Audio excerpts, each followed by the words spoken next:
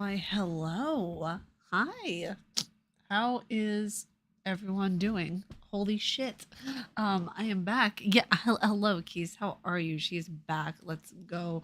Hi. I hope everyone is doing well. As the title says, 10 years. 10 years. I did not do a celebration stream a couple of days ago when the actual anniversary was. I was tired. I just did not feel like streaming. I was out. I did not want to do any of it. But today, we are just going to be chilling. We're going to chat. It's a celebration stream. It's not like, Markiplier and like level of celebration of where I act like a complete dumb dumb fun, but it is going to be celebration of where we just chill to the finest degree. I have a celebratory coffee. I have everything ready to go. Mentally, not so much right now because I'm still tired. I just wrapped on a project at IGN and I feel so fulfilled right now. I feel so fulfilled. I am just so incredibly happy. I am tired. She's still fulfilled though. I am perpetually exhausted right now, And it's one of those weird things of where it's like I am like kind of fulfilled, tired. Like that kind of thing where the pigeons fly and the shits giggle and all that kind of stuff that you see in the movies. That's how I feel right now. I don't know where my oh, there's the tissues. And I also got a new phone. I'm very happy with it. It's very very nice. I absolutely love the camera on the new iPhone. Really really useful. But I hope you guys are doing good. I hope you guys are having an absolutely wonderful, wonderful evening, day, morning, wherever you are in the world.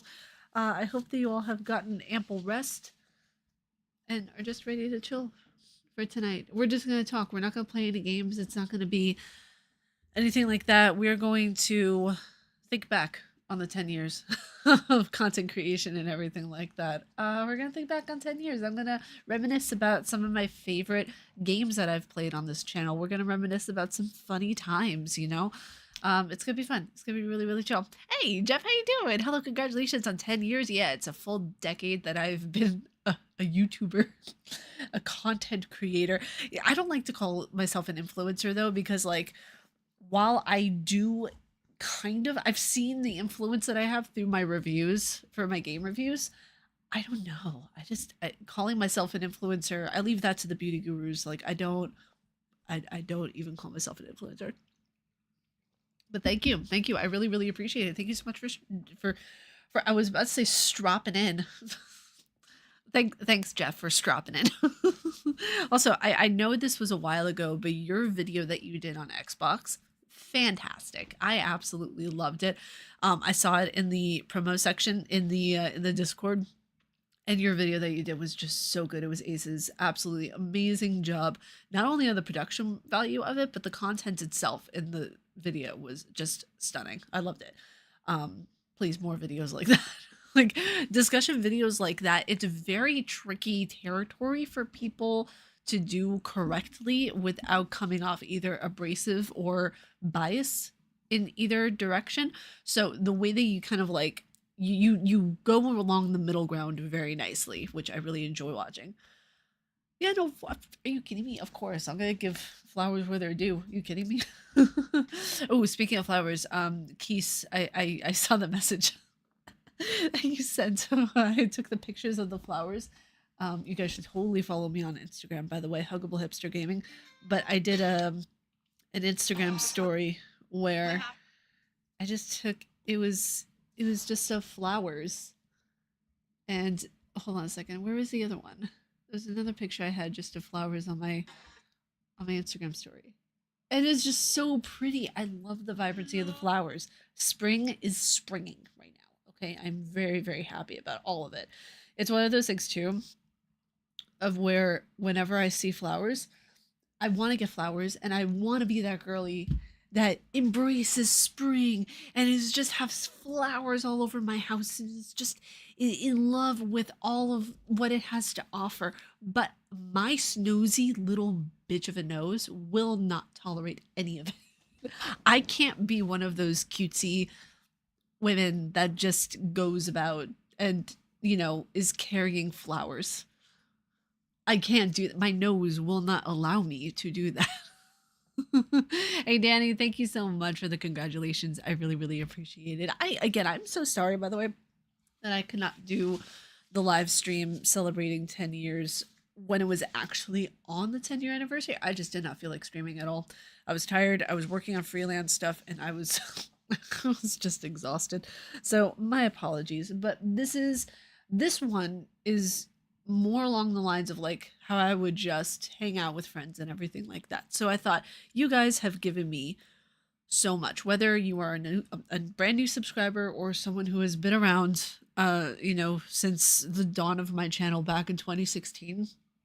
You guys have helped me so much in just absolutely everything. Like it's been a decade of me trying to find my voice on this platform, which I have now, and it's really really lovely. Like I started doing YouTube with a goal, like the first goal that I cognitized was wanting to create a community like I've seen a lot of the other YouTubers do. I wanted to be the person that could create a community that was strong, that was vibrant, that had their own voice, that was just absolutely like, you know, just inspiring. And I think I've done that because a lot of you are absolutely incredible people.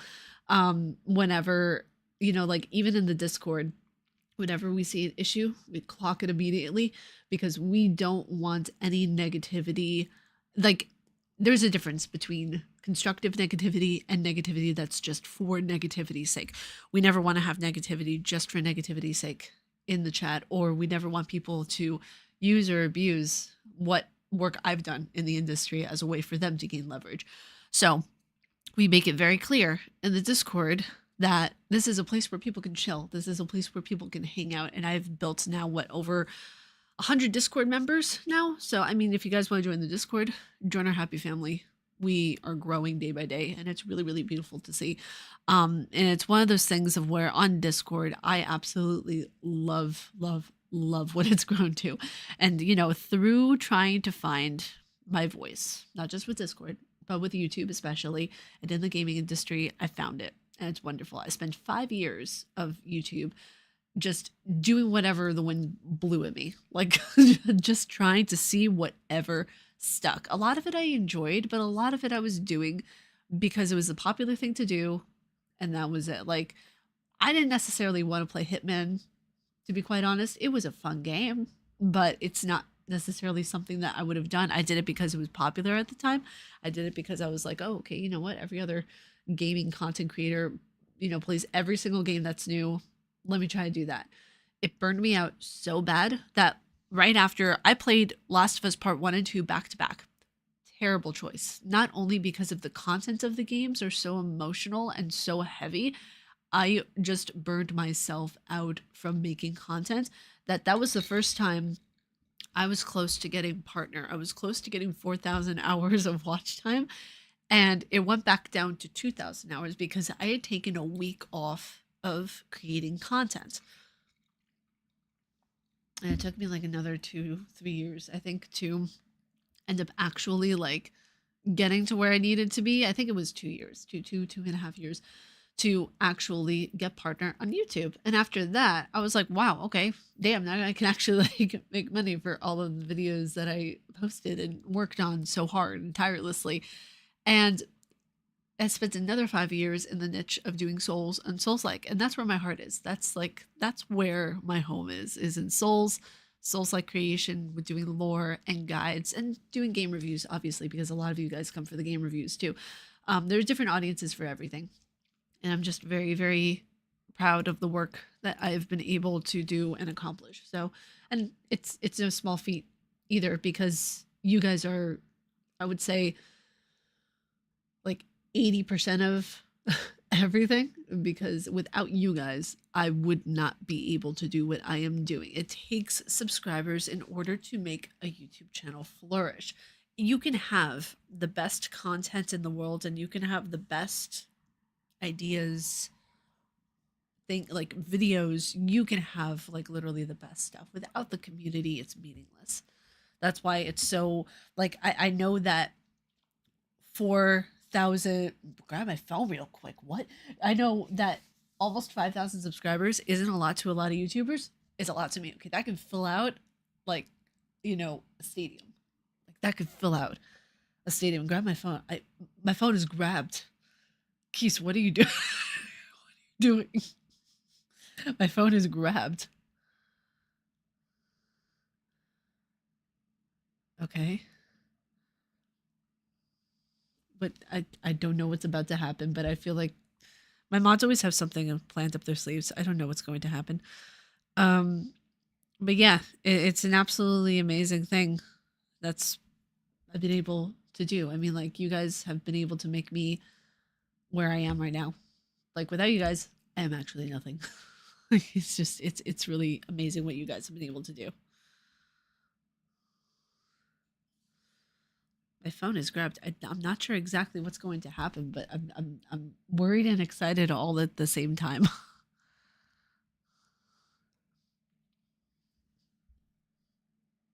Answer, answer. Oh, your FaceTime. I swear everything unholy. Get. Listen, listen. Hello. Wait,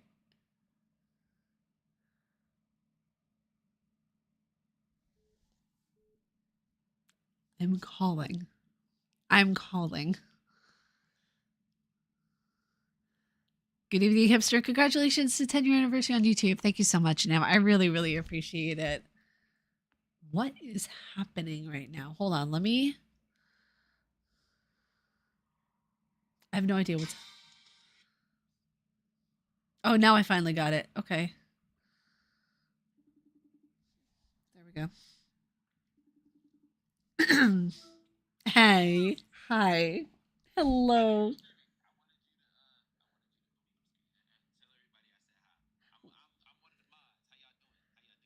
Wait a second. Wait a second. Wait a second. Wait a second. This is. Hi. Thank you. I'm one of Ariel's mods and one of her also closest friends. I just wanted to say, I wanted to come on here and say I'm about to start streaming myself, but I wanted to come in here and say congratulations on 10 years, Ariel. I'm so proud of you. I love you. I will be paying attention in chat, so y'all better not be going crazy in there. I'm not playing with y'all. Y'all better listen. Thank you. I appreciate it. And this is like Inception to the max right now. Of course. But yeah, I told her, I was like, yeah, I'm gonna call her. I'm like, yeah, we gonna get a live congratulations. A live congratulations on the stream. Thank you. Thank you. I appreciate you, friend. And I appreciate you being a mod for so long. You've been a mod now for what? Like almost 5 years now at this point? Yeah, pretty much. It's crazy.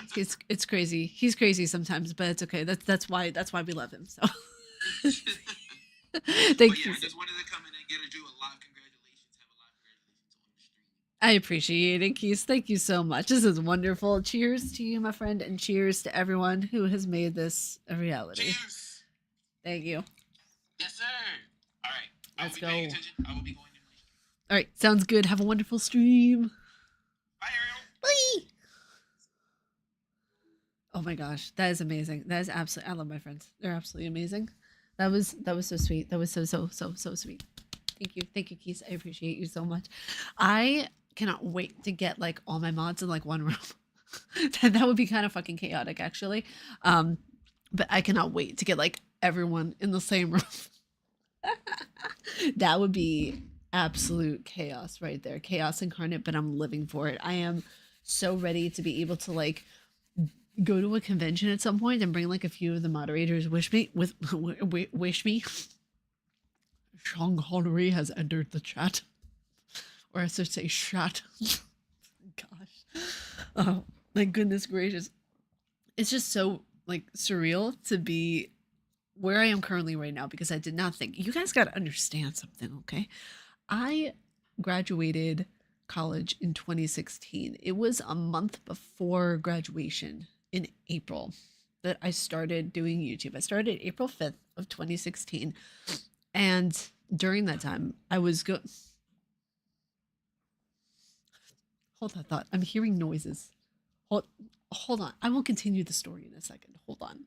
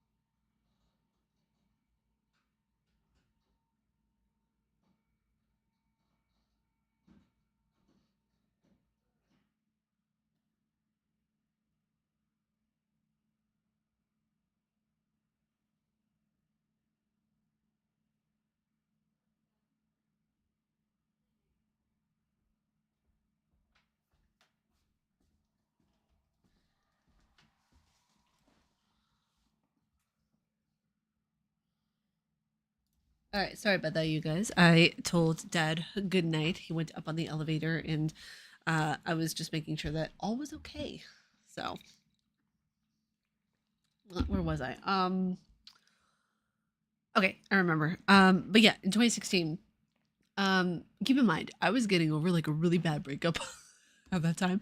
I had an abusive ex. Everything was just like he was literally like an asshole. Like if you think of the word asshole, you think of my ex. Um, and it is one of those things of where I was trying to find myself and my voice. Just dropping by to say congrats on 10 years, Smoke. Thank you so much. I appreciate that, darling. I appreciate you so much. And also, I saw you in the Discord. Welcome on into the Discord. I appreciate you. But yeah, it was one of those things of where like I wanted to find my voice again after having my voice taken from me by someone who I thought I cared about.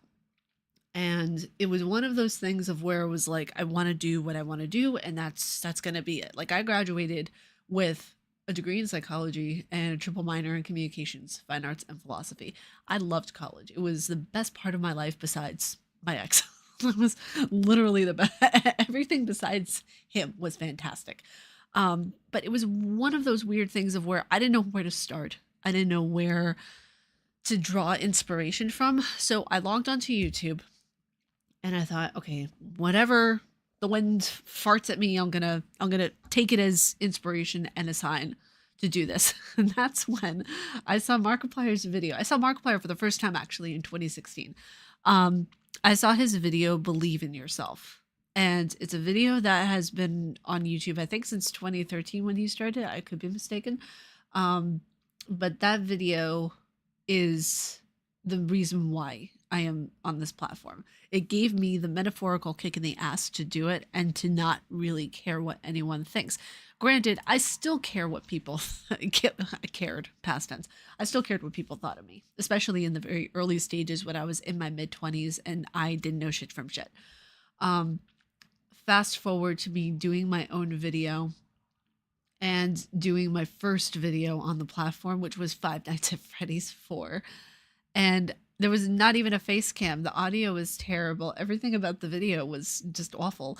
And I remember feeling so elated and happy that I did that. And I filmed myself, playing Five Nights at Freddy, literally holding the microphone in one hand and like the mouse in the other while, talking about everything. And there were so many jump scares. It was so much fun. I got lost in just the creative process of everything. And it was one of those really pivotal moments in my life where I knew that this is my purpose. This is what I am meant to do. I am meant to entertain. I am meant to be like just a witty asshole in front of people. Like I really wanted to do that. And then it grew and then it molded and it shifted into something different of where like I want to educate people. I want to be able to, because I was doing literally every kind of content in the world besides gaming. My Tea Talk, if you guys remember that, if you've been around that for that since the beginning, that was where I would do gaming news. I would do pop culture news. I would do so much stuff that it wasn't even just about gaming anymore. And then I canceled that series because I really wanted to stick to gaming. I really wanted to stick to my lane, to what I was meant to do. And then about, what was it? It was during COVID in 2021. That was when I played Dark Souls for the first time. And my life changed entirely. And as you guys know, I do mainly Souls-like games and game reviews now. And that was the point in where I started to believe more in myself when it came to other aspects of like, because Dark Souls really was one of those games that made me believe in myself even more so. Sorry, Mark, you are fantastic, but Dark Souls is the primary reason why I love difficult games and why I believe in myself even more so than I did before. He definitely helped though. It was one of those fun things too, where it's like I didn't really like difficult games much before playing Dark Souls. I love them now, and I absolutely love being able to do guides on them. And after playing the entire Souls series, it made me fall in love with the franchise and with the lore, with the history of it, with everything that it had. Like it was just it's phenomenal, and that's where I am right now with it all. And I'm just so incredibly not only proud of myself, I'm proud of you guys. I'm proud of the journey that all of us have been on together, from everyone who's been here for 10 years to people who have just started watching. Like, you guys are absolutely fucking phenomenal, you know? Believe it or not, my original concept for my YouTube channel was going to be about Chromebooks, and I pivoted. Glad I made the choice. Damn, that is a pivot. That is, that really is such a pivot. I love that though. And that's the thing too, where like, when I look back on my past playthroughs and things that I did when I was variety, the one that sticks out of my head is my favorite is Red Dead Redemption 2.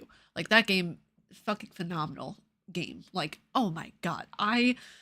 I'm so glad I did a playthrough of that game. I am so glad. And the horse, the horse was by far my favorite part because I named my horse Lil Nene. And so many of you guys will remember that.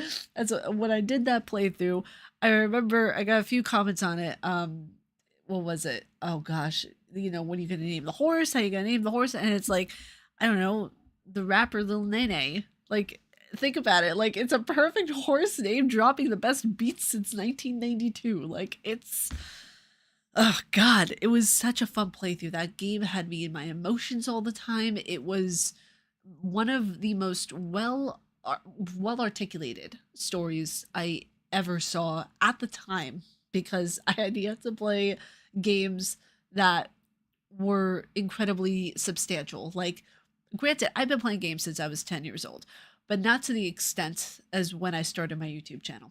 So it was one of those weird moments of where I was playing way more video games than I had, because keep in mind, a lot of my friends at the time in college, well, people who used to be my friends, like, that's, isn't that like a guy's hobby? Isn't that like something that guys play? And for, I would say, like a good 3 years, I didn't play video games because of that outside influence. It's crazy what people will concoct to make you like them, you know? And it made me so angry at myself when I started my YouTube channel, because I realized how much time I had missed out on, how many different game releases I had missed out on, just because I wanted to satiate other people's needs to be right. And, you know, be the person that they formed instead of just being my own person, which I spent a lot of college doing that. So that was a bit of, that was major regret on my part. But it was one of the weird things of where, like, I jumped into horror immediately. I jumped into horror, indie horror, special. Oh my God, indie horror was the main thing that I did when I started my YouTube channel. I did a lot of indie games on itch.io, on, you know, oh God, there was another website as well. I'm forgetting it off the top of my head, but itch.io was definitely the place for indie games, you know, and now it's Steam for the most part.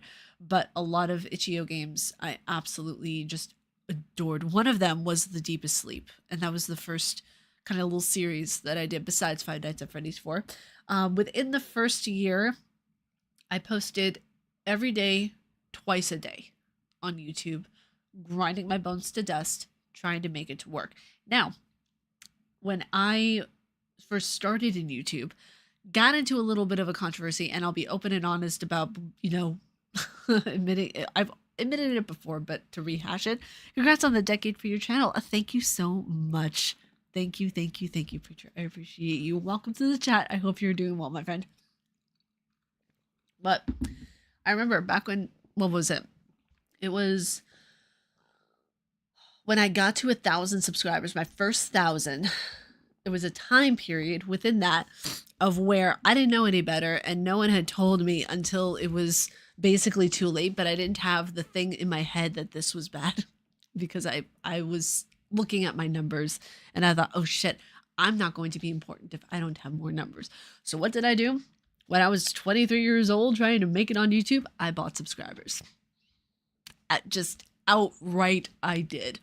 And a lot of people came for me. A lot of people were just like, you can't do this because your channel's gonna get deleted, all this kind of stuff. And friends made me aware of it, and I stopped. I didn't admit it right away. I lied about it. I fully fucking lied about it at first when I was growing my YouTube channel. And I thought, oh no, I didn't do it. I didn't do that. But no, I did that. And I feel such shame behind doing that when I first started my YouTube channel, because I didn't think that people would be there and like me for me. I had a very low opinion of myself. 10 years ago. Very low opinion of myself. And I finally realized through that whole experience, through that whole endeavor, that I don't have to pretend to be anything I'm not. I don't have to try to be the female version of Markiplier. I don't have to do things in order to get in people's good side. I don't have to act like anything I'm not. I can just be the chaotic, absolutely golden retriever version of myself that I am. And that's the thing. It's also growing pains as well. I feel like in your 20s, you don't know what you want. You don't know how to survive in the whole ecosystem of things that are thrown at you constantly. And that was the biggest learning lesson to me, experiencing that online, that I ever had, to be honest. And not only that, I'm giving you guys all the tea right now. So I also had major anger issues because of all of the things that I went through in college. And one of the biggest things, it was something that my mom told me, was that you don't want to have these controversies online. You don't want to have an anger issue or like an outburst or anything like that online, because people will use that to manipulate you. And years down the road, if you're still doing YouTube, they'll be able to use that as ways to blackmail you. And in general, you don't want to have any of your anger, any of your private things out there online. It was the biggest lesson I ever got from my mom. Biggest lesson. She said, always be true to who you are. Never be anybody else but yourself. It's very cheesy, but it's absolutely true. She said, you don't have to be another Markiplier. You don't have to be another Jacksepticeye or PewDiePie. And this was very early on. She told me this when I was starting YouTube, because she saw that I was going in that direction, trying to imitate people. She said, you don't have to do any of that. You just have to be the person that you are, because she said, I can't believe that she actually remembered this. But when I was a kid and I was playing Resident Evil, she would always watch the commentary that I would make during the video games that I would play. Like I would play Zelda Wind Waker on the GameCube. I would play Scooby-Doo Night of 100 Frights, and Resident Evil, obviously. Those were my three biggies for me, was playing those three during my childhood. And I remember that when I started playing those, I would, like, my mom said that I would always have commentary and I would always like say like, well, if you don't do this, this will happen. I would always make like quips and remarks towards the characters and everything like that. And she said, you're meant to do this. Do the things that you were already doing while you were playing games as a kid. Just make the commentary, let it flow natural. Don't try to imitate people to get anywhere, because when you imitate, you take away from the gift that is you. And that is the best thing I could have ever learned, is by imitating other people, you take away from what is yourself, the uniqueness that is you. And in a sense, you are taking away that kind of like, you're taking away the original aspect of what people want to see. And you're just becoming like a sheep. You're becoming something.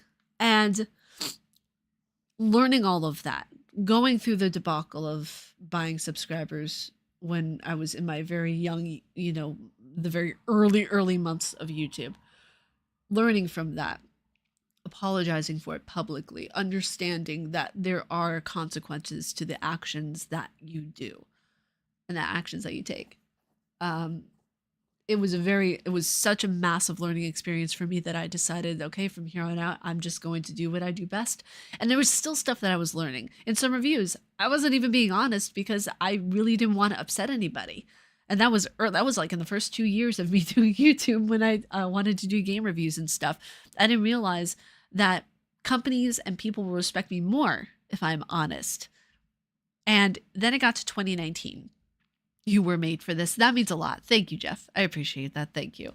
Then it got to 2019, where I decide to be like Elsa and go, fuck it all, fuck it all. And I did my review on Fallout 3. Now, keep in mind, this was during a time where Gamergate 2 was starting to creep in on us a little bit. It was blossoming. It wasn't there yet, but it was blossoming. You could see her just a little bit. And I did my review and a full playthrough, which you guys can still see on my YouTube channel, of Fallout 3. That was the first Fallout game I ever played. Some of you are going to be like, oh, Ariel, Fallout 3. Yes, absolutely. Amazing game. I hated it. I absolutely, for me, there was such a mixture of emotions because I was looking forward to playing it so much. And then during my playthrough, I found that I was not liking it at all. Could not stand the game. From the bugs that it had to the racism in the game, from covering this game, I found out how insane the gaming community is entirely. Like, not everyone, obviously, but there are some aspects of gamers who are just batshit nuts. And I witnessed this firsthand when my review on Fallout 3 dropped, both the video and the article. I was borderline doxxed, and I told myself I am going to be honest. I'm not going to try to kiss ass or do any stuff to make me seem more positive or anything like that, because I realized that only being positive is toxic. You have to have a balance of positivity, not necessarily negativity, constructive critique, and a middle ground. You have to have a balance of all of those, or else a review does not work at all whatsoever. Especially when you are making yourself kind of, how do I want to phrase this? You're putting yourself out there intentionally, and you, like, I'm saying you, general, you claim that, oh, you're a game reviewer, you're this, you're that. Bullshit. Absolute bullshit. I'm calling myself bullshit on past self because I can not ever again, in good conscience, only be positive towards a video game. If I love the game, I will say that I love the game, but I am also going to critique things that it did poorly. I'm going to critique things that may not have been great quality of life aspects. The way that I write a review now is so fucking different from the way that I did a review back in 2016, 17, and 18. Where I started to do reviews the way I do them now is with, I can tell you like the breaking points of when I did it was in 2019 with Fallout 3. And when I did my Detroit Become Human review, that's when I started to find my editing style for reviews. Both on YouTube, both you can still check out. I know this is very me right now, but this is my 10-year anniversary, so I'm being selfish a little bit. Sorry. Hey, Mike, what's going on? How are you? Congrats to 10 years of YouTube. Thank you so much. I appreciate you. Thank you. I appreciate it. But yeah, it was a weird transition of going from kissing acid reviews in the very beginning to now being like, fuck it all. Just being completely 100% honest. I pointed out things I liked about the game. I pointed out the things I could not stand.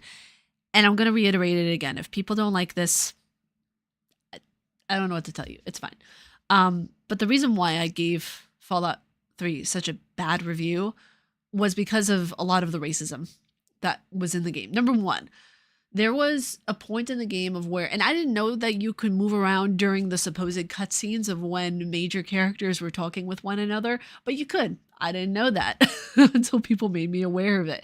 And, and also until I accidentally pressed a button and everything. And I was like, oh wait, I can move around during a cutscene.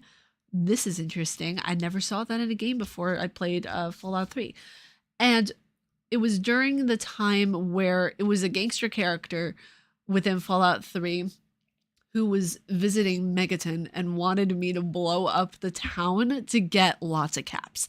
And I declined, and I told the mayor of Megaton about it, and he came over, and I was like, get him. Just get him. I don't want that guy here. Just let him go away. I wanted to be the good character. I wanted to have as good of an arc as I possibly could.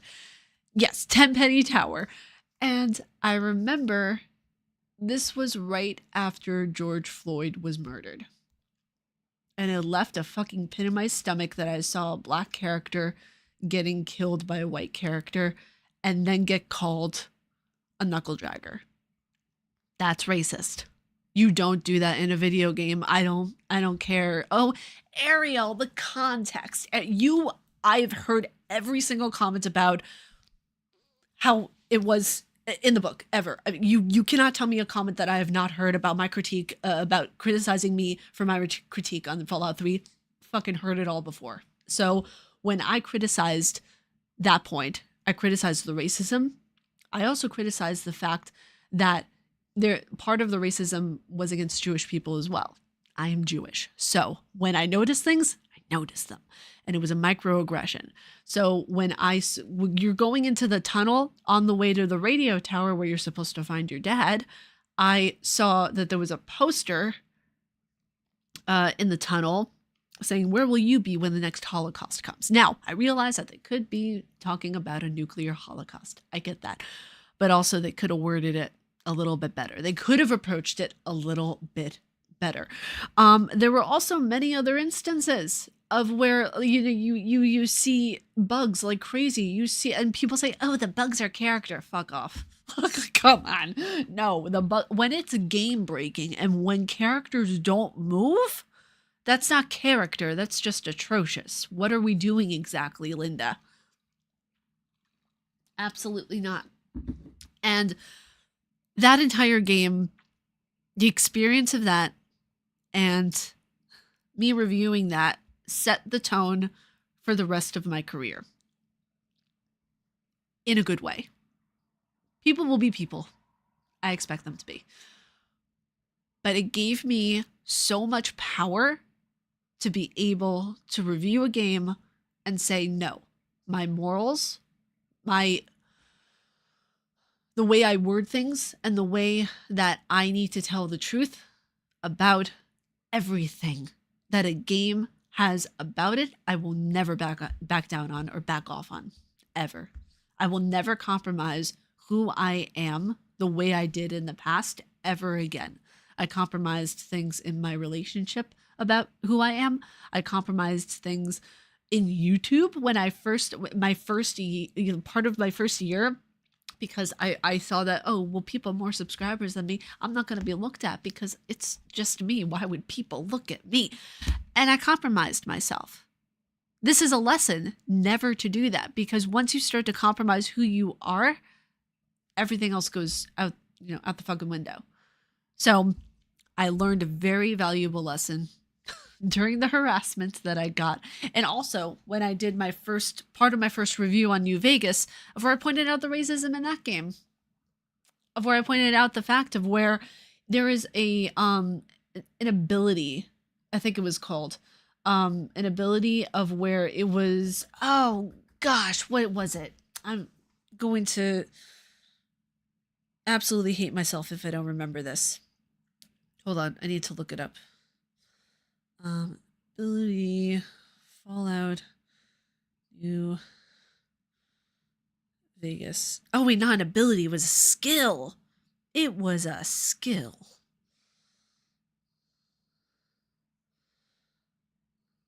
Okay. Skill in Fallout New Vegas.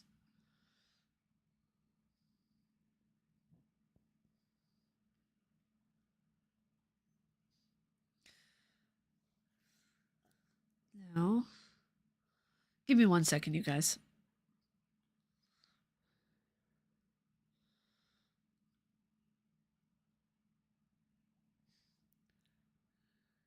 Vegas. And by the way, also, New Vegas was one of my favorite Fallout games. See, you can absolutely love a game, but also call out the things that it does poorly.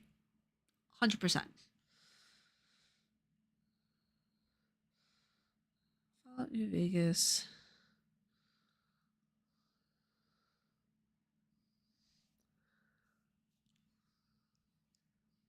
Trying to remember what that fucking skill was called. That's gonna bother me. Why can't I find it?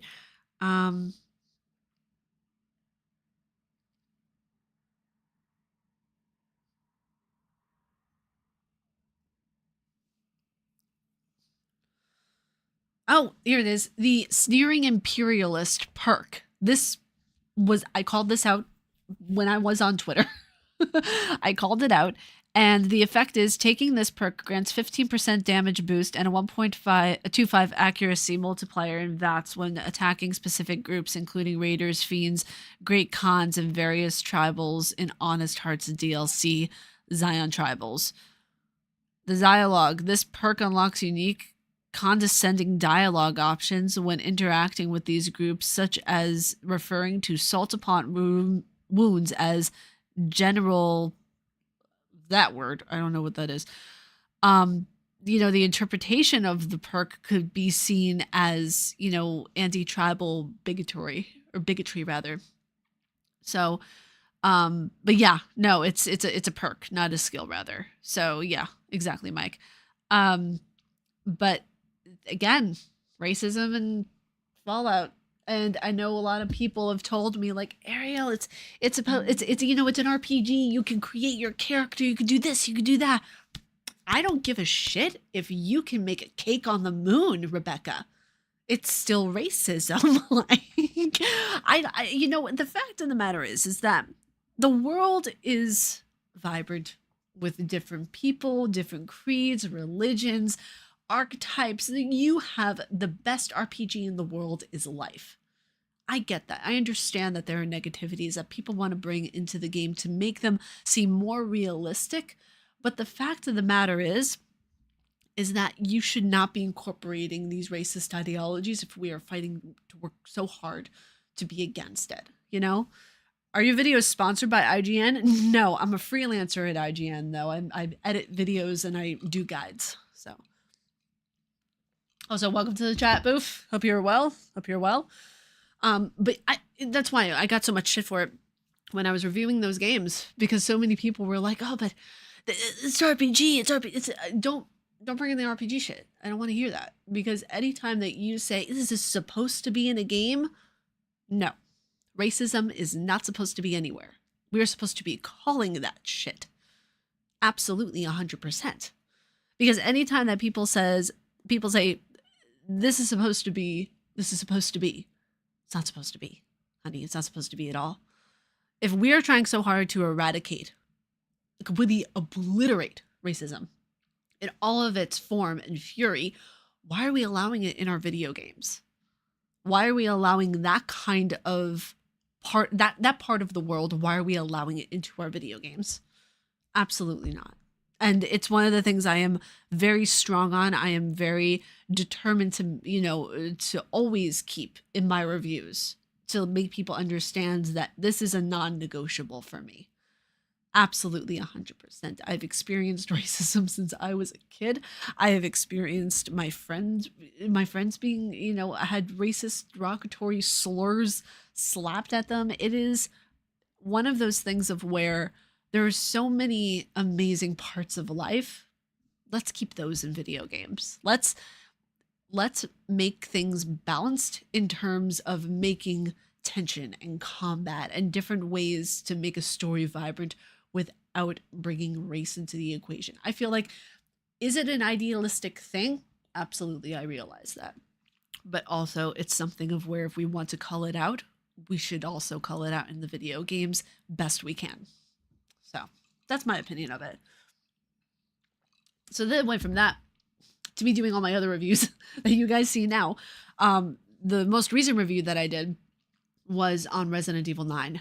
And that one was a fun one to do. That one was really, really fun. I absolutely loved reviewing RE9.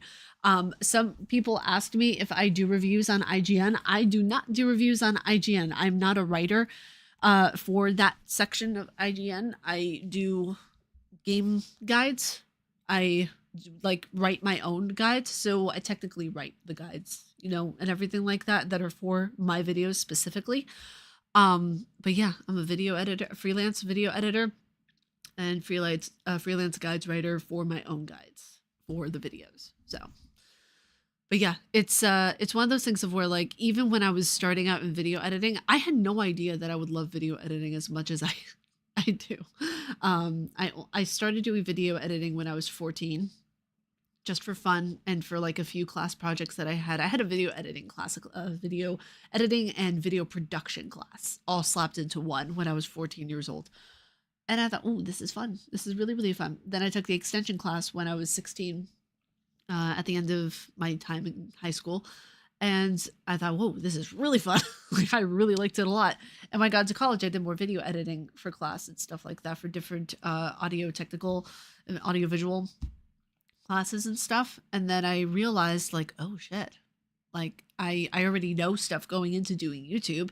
Not the way, if you guys saw my early videos, it was embarrassing. Okay. Just hands down embarrassing. I remember looking at my earlier videos and just cringing. I know that a lot of YouTubers cringe at their older videos too. But I remember just like not there were images that I learned how to place images on the screen for the first time. And my God, you gotta slap me across the face with how poorly some of those were done. Gotta dip out because something impromptu came up, but congrats again, Ariel. Thank you so much. Have a wonderful stream. Thank you, Mike. I really, really appreciate it. Thank you so much for stopping by. Thank you so much for the congrats. I appreciate it. And have fun with whatever you're doing, or I hope everything is okay. But yeah, I mean, I started doing video editing for Twitch streamers and YouTubers, and some of them I'm still friends with till today. And that was how I started doing video editing, and it was like I charged $20 a video back in the day for what I used to do. And then it grew into me getting my first position in the gaming industry, as like an actual like big girl job in the industry. I did freelance for Game Informer. And then what was that? I think it was like I want to say a year or so after that, because it was still during COVID. Let's see, it was a year or so after that, I did stuff for Windows Central. I do not work with them anymore as a freelancer at the moment. I'm not gonna, disclose a lot of that stuff and everything like that, because again, there's no need to. But I don't, I'm not gonna be with Windows Central. Again, the people who I worked with and everything, absolutely amazing, wonderful, wonderful humans. And God, it's one of those things of where it's like I've gotten to meet so many incredible people in this industry, people who I never even thought I would get to meet. In all honesty, I got to go to a preview event in Los Angeles. It was my first preview event, and I met Maximilian, dude. Sweetest guy, absolutely sweetest guy. Actually, Windows Central sent me out to that preview, in Los Angeles, and it was really, really fun getting to see not only the game up to where they would let us play for Lies of P Overture, but I got to see new bosses they had at the time, and I was like, oh my God, this is just so cool. Like, it was so cool. Absolutely so fucking amazing. And then after that, after I ended my time with Windows Central, I went with IGN to do freelance. So, and I've been with IGN for a year now. So that's fun. And that's where we are today. That's my journey. That was my time. Told in 53 minutes, my journey. Wow. Hour long of a journey. I need to have more journey.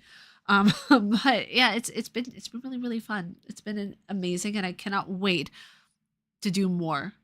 Like this year I turned 34, and I am so excited to see what the rest of my 30s brings. And I'm so looking forward to eventually at some point maybe having like a Mr. Hipster in my life. Who knows?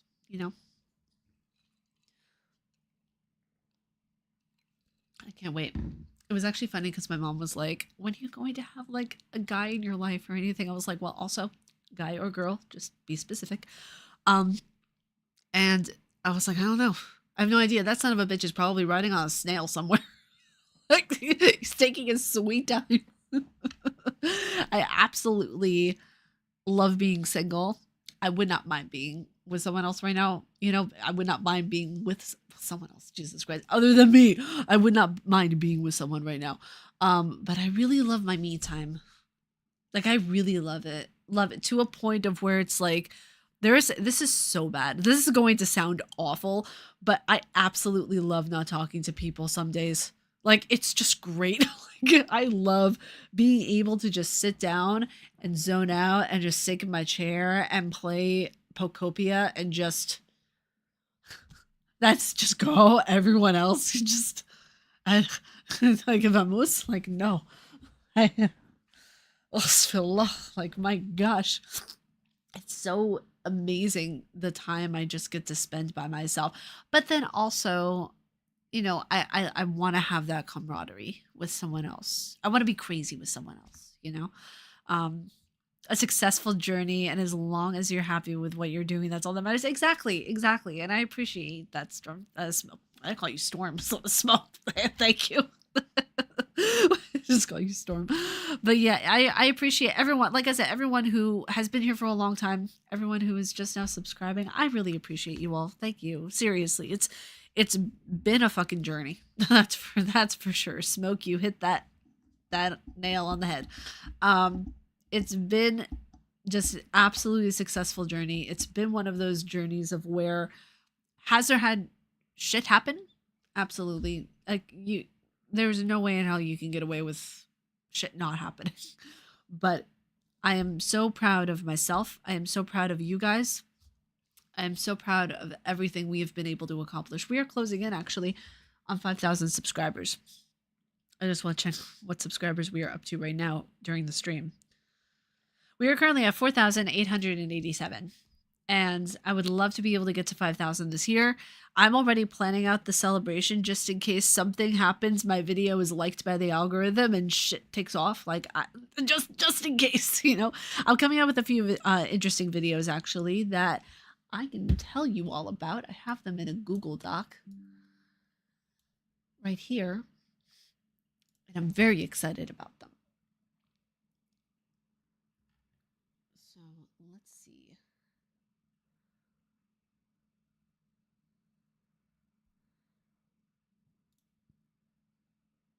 Where'd it go? Oh, here it is. Okay, so of course I have my review coming out on Pocopia, which will be out this Friday. Very excited about that one for you guys to see that one. I have my my guide that's going to be coming out next month. I know I keep pushing it, but I need to keep pushing it because it's taking me a long time. My entire guide on Dark Souls 2 is going to be coming out this year. I have a short that's going to be coming out tomorrow on the best 3 throwing pots in Elden Ring for both the DLC and for the main game. I have a lore video that's also coming out on the cost of becoming a god, and it talks about the concept of being a god in Elden Ring and discussing, even in like the different Souls games that we have, very much heavy centered on the theistic approach of, having different gods and everything. It's not a monotheistic, it's nothing like that. It's where you have these different godlike structures, especially in Elden Ring. So we have a lore video coming up finally on Godwyn the Golden. I'm going to be doing a lore video on him. There's going to be co-op for beginners because I'm seeing a lot of people not understanding common courtesy when it comes to doing lore, when it comes to doing co-op videos, and co-op in general in Elden Ring. Any updates on your team's game development? Oh my goodness. We're not doing that anymore. It got to, like, on my end, I projected the numbers way too expensive. And secondly, everyone is just, it's just, everyone's doing their own thing with life right now. Life is busy.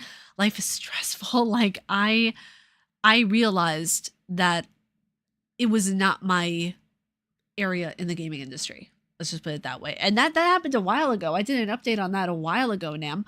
But we're not doing the game. I'm going to be selling my game idea, actually. I'm not going to be creating games. I'm more in the line of doing production and producing videos, video editing, all that kind of thing.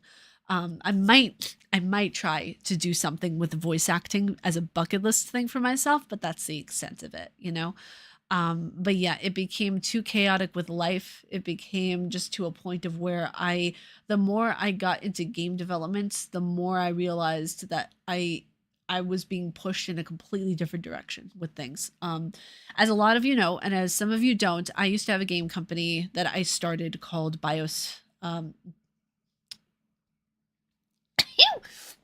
Thank you. Excuse me. Bless me. BIOS Interactive. And that was a game studio idea that I started years ago. And I wanted to create a game studio that put mental health first and put people first. Because it was around the time everything was happening with Blizzard. And I really wanted to create a game company that's centered around the people, and that's centered around the understanding that, things are going to happen in the industry. Let's take care of our people. Let's understand that their mental health is something that is of value and something that should be a priority. So that was the main reason why I started the game company. But yeah, I really wanted to be able to do stuff, and I couldn't pay people because I wasn't making much money at the time, and it was something of where, like, I didn't want to continue doing anything like that without paying people, and B, it was just getting too chaotic, and I was being pulled in so many different directions in the industry, not only with my own content, but with wanting to become a video editor at different companies and everything like that. So for me, it just became something of where, as passionate as I am about mental health in this industry, I was not passionate about game development enough to where I could see myself doing that full time. So that we closed the project. Um, I I hope that at some point Bios Interactive can come back as something else, maybe as something for mental health. I don't know, but I really I'm don't want that name to go to waste because Bios Interactive is my baby. It's something that I will always have. Um, and it's something of where, the name itself is the BIOS is the life, the bootstraps of the computer. So, BIOS Interactive was meant to be something that you are interacting, your games are life. You're interacting with the life source, basically. So, yeah. That's basically what was the cause of that. I know I talked about it. I know not everyone might have seen it, obviously, like yourself, Nim. But that's everything that happened with it. But yeah, everyone who started it with me, I still talk to. We're all still friends. We all like talk on a regular basis. So yeah, nothing ever bad happens. It was my choice to close everything. So what was I gonna say? Oh yes, I also have a video coming out on the endings of Elden Ring, discussing the endings, theory, lores, all that kind of stuff. And then I also have a Radon lore video coming out soon. So yeah, that's everything that's on the list for what you call it, for videos that I'm working on. I'm just very grateful, and I'm just very lucky, I would say, to have built a community like you guys. And it makes me very, very happy. So yeah, it makes me very, very happy to be in the position that I am currently. Oh my goodness. But if you guys have any questions for me before I wrap things up, please ask away. I'm here to answer. If I can't answer it, then I am I don't know. I might just say maybe, we'll see, or I can't talk about it. So if I can't answer something, I will tell you guys. But yeah, if you guys have any questions for me, whether it be about IGN, whether it be about, I don't know, video editing, games journalism, and that's the thing too of where, like, I've worked so fucking hard in this industry. Like, for 10 years, I have been making myself a name in this industry, working my butt off, and it feels like I've actually, like, whenever people like were congratulating me during the 10-year anniversary, it was such a interesting thing to see of where it's like people were saying like, oh, your voice in this industry is so needed and everything. I'm like, whoa, shit, that hits hard. Like, damn. Like, it really hits hard to hear people say those kinds of compliments, and it's like, I don't feel like I don't deserve it anymore. Like, I've gotten to a point where it's not just confidence. I've gotten to a point of where it's like, no, I know I deserve the good things that are happening to me. Like, I actually finally feel like I'm in a place mentally of where it's like, no, I worked my ass off. I deserve it. Like, I don't ever think of, and that might come off as like, arrogant a little bit or even cocky. I don't care. A lot of people put me down when I first started doing YouTube, and saying, "Oh, you're a YouTuber. You can't ever make money doing YouTube." I don't listen, and that's the thing too. Of where if you're starting YouTube or if you're starting literally anything, you can't listen to people who are negative around you. You cannot. simply cannot. It's one of the things that's going to be so negative to the success of who you are as a person, on top of whatever it is you're trying to create, is that if you listen to negativity, that will seep in slowly, slowly, and you won't get anything done. So, I myself have my own game idea. A certain melee weapon for years. I don't think I have the skills to make it, even though I wrote a prologue for an RPG Maker thing. You could always sell the idea. You know, if you don't think, like, you always have to try. That's the thing. Try until you run it dead end after dead end. Always exhaust everything that you have until you cannot. And when it gets to the point, or if it gets to the point that you cannot, get outside help, get resources together, sell the idea. Because one thing I've learned with technology that I utilize, perfect example, my old iPhone, I will run it into the ground until I cannot use it anymore. Same thing with having your own ideas, having ideas, especially for projects that you want to do and, bring to fruition. Run it into the ground before you give up on it. That's the thing. That's the whole gist.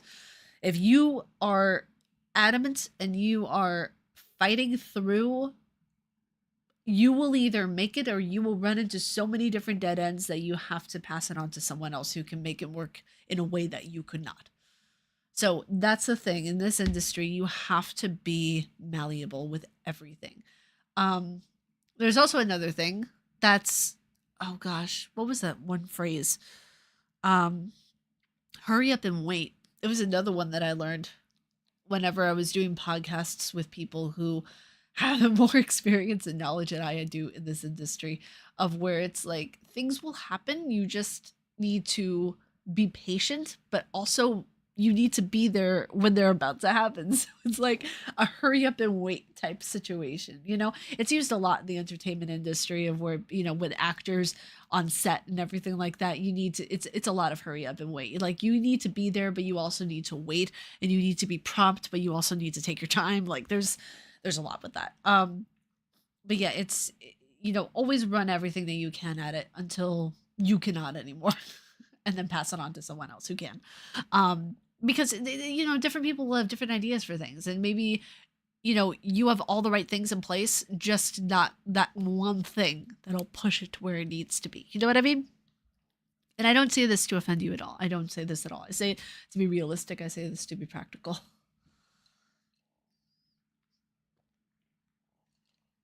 Oh my goodness gracious. Why am I getting a message right now? Who's messaging me? But yes, if you guys have any questions or anything like that, please don't hesitate to ask. I am pretty much, for the most part, an open book. Sometimes. Oh my goodness gracious. Who was messaging me? I need to know this. No one? So why was my phone buzzing?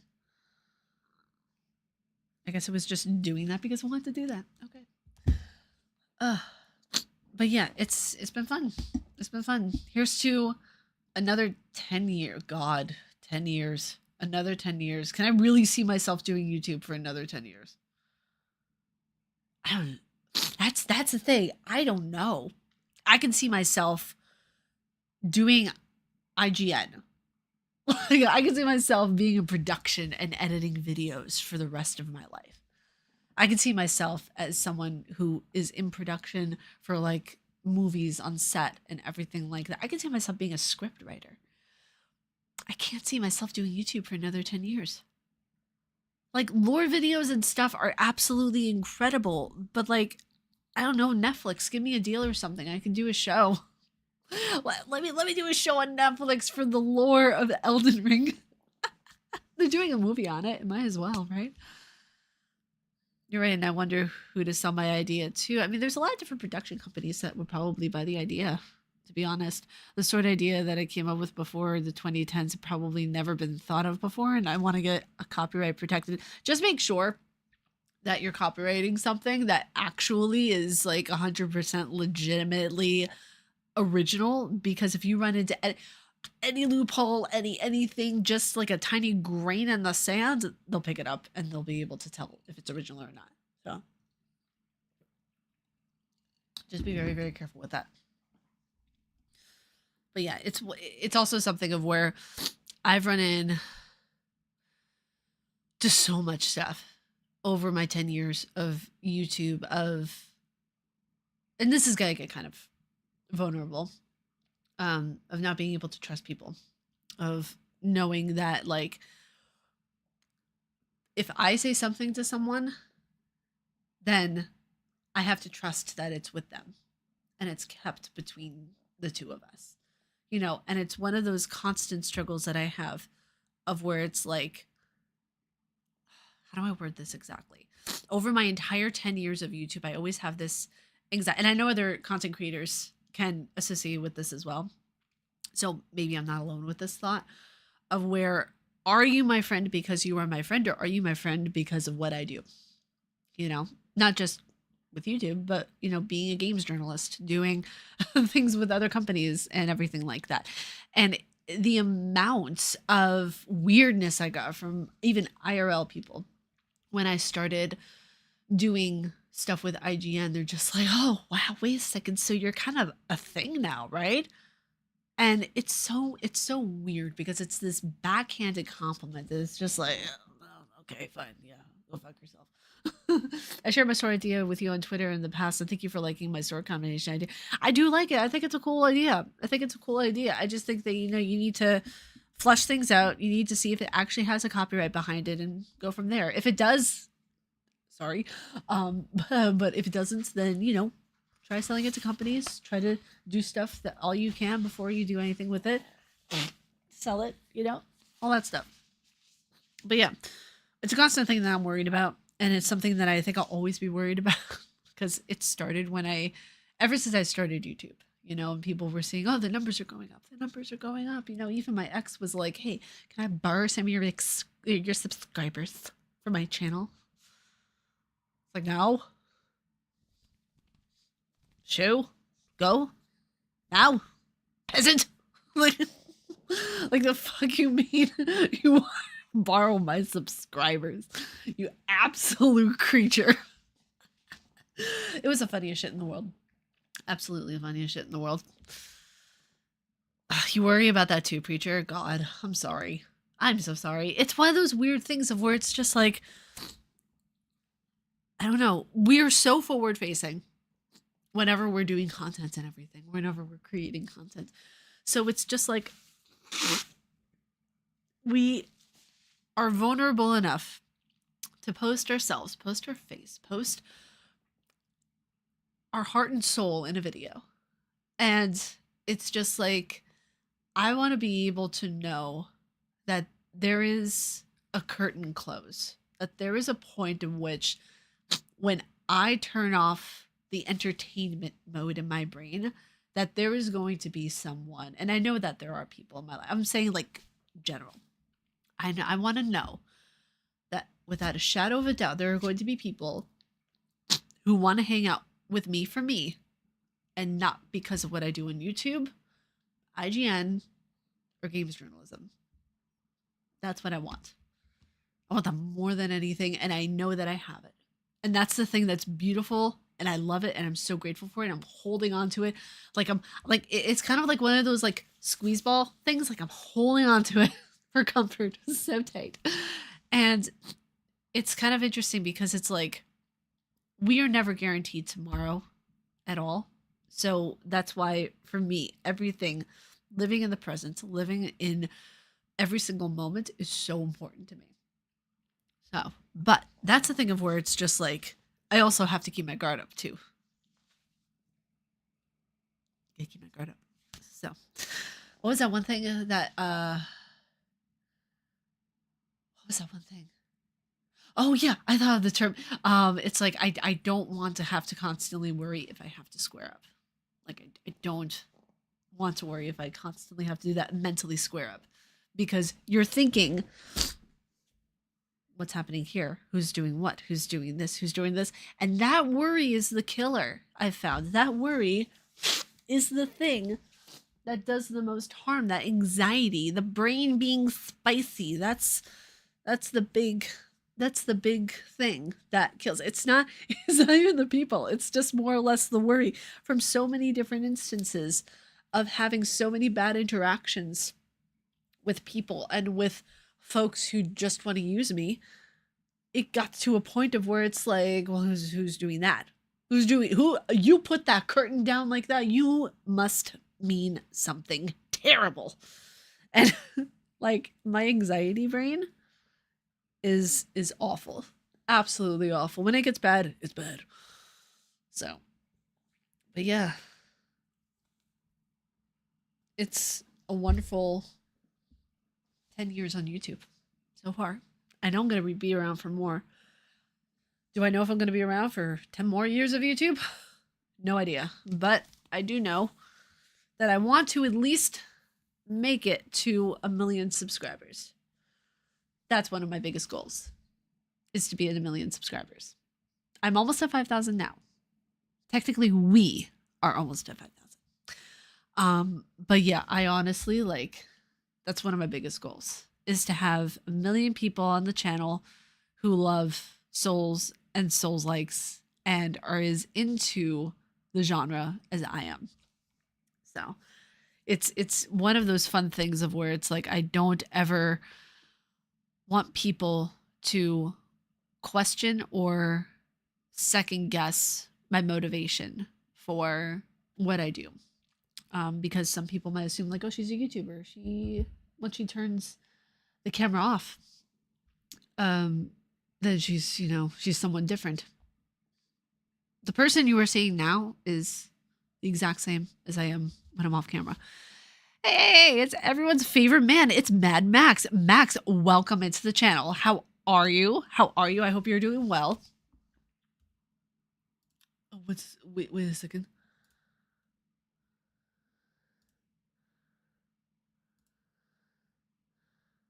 Hold on a second. Okay, there you go, Max. Now both of your accounts actually are added as a moderator. But how are you? I hope you're doing well. We went through a hell of a story time. You missed it. How dare you? But I hope you're well. I hope Chloe is doing well. I hope that the Burbs are doing well. Oh my goodness gracious. But yeah, Max, you're coming in on like the 10-year anniversary. You've actually been here since 2019. You have been here since 2019, my friend. I can't believe it. Like, I can't believe it's been that long that we have been friends. And they basically have been like an older brother than me. Brother. God, I can't talk.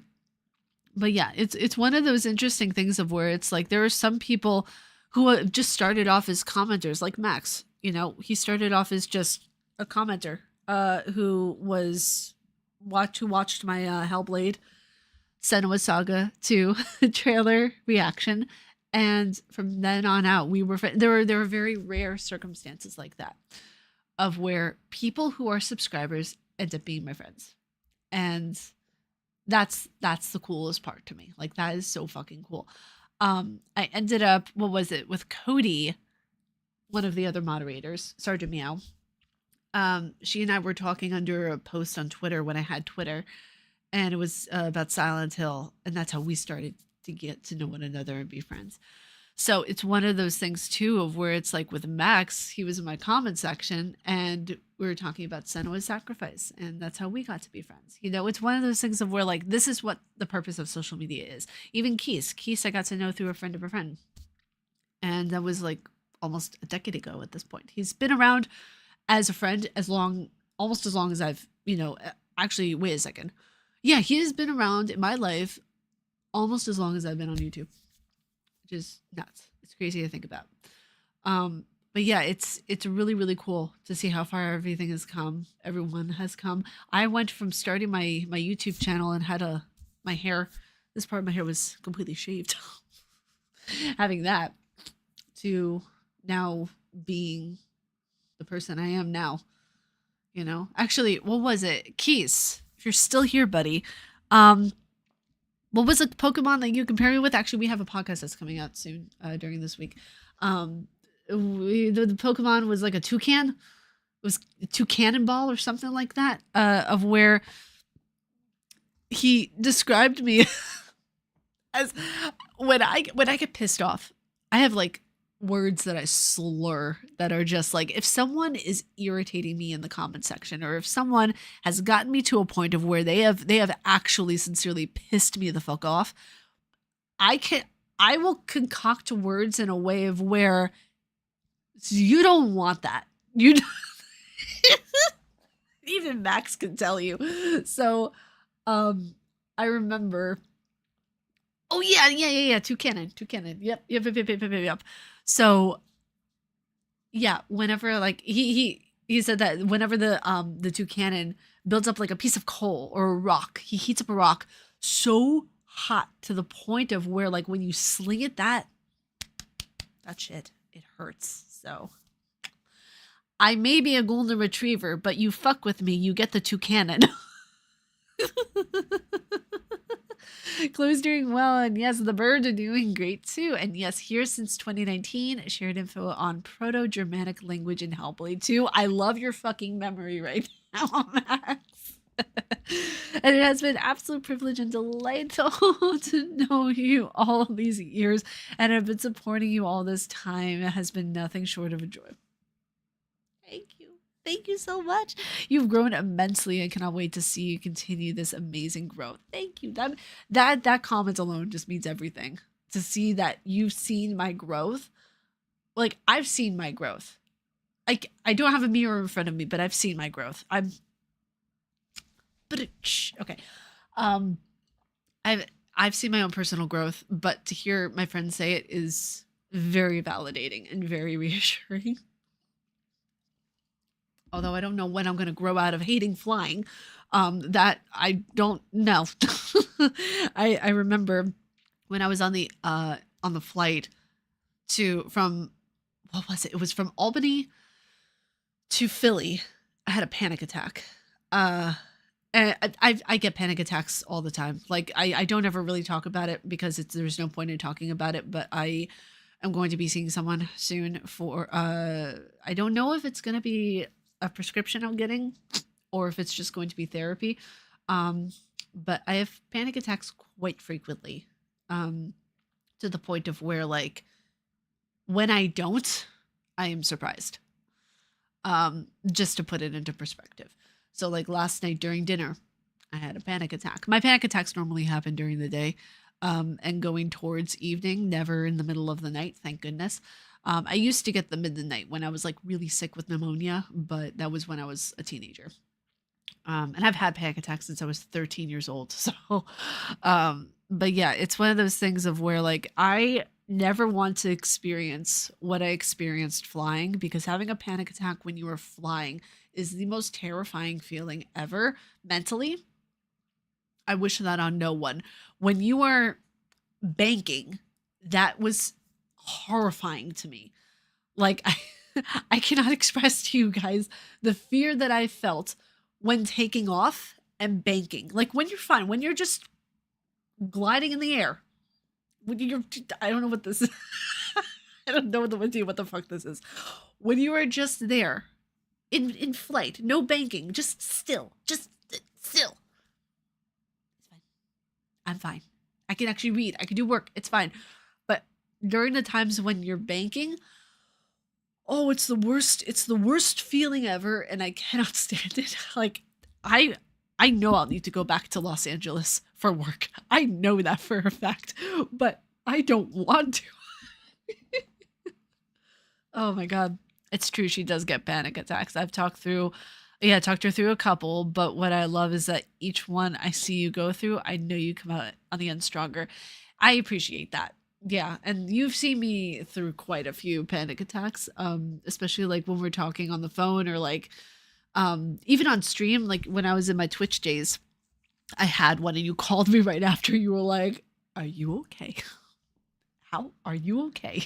What's happening?" And that was the first one that you saw me have a panic attack.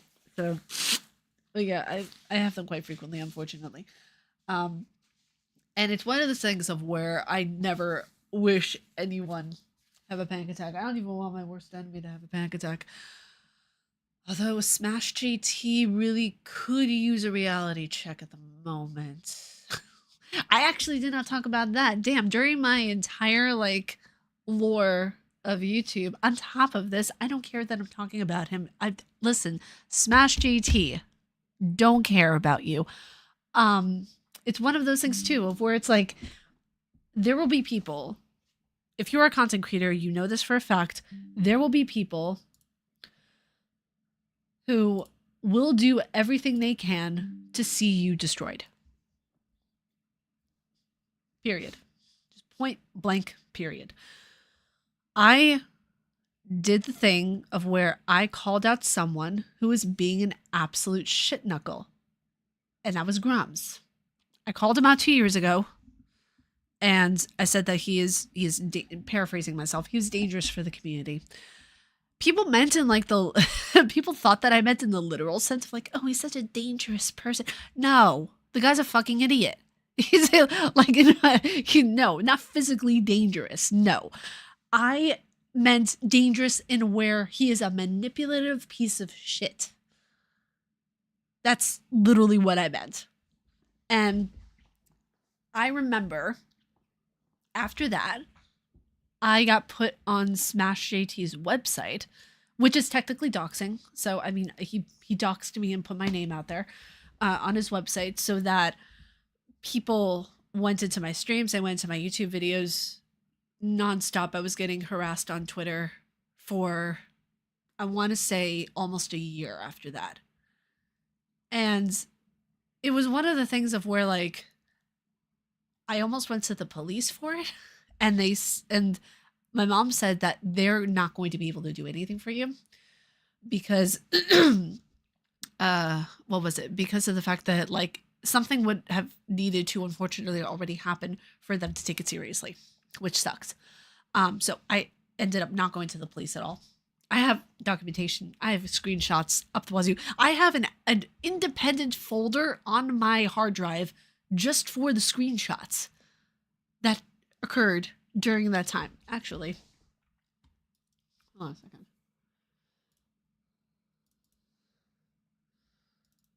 How many items are in this folder?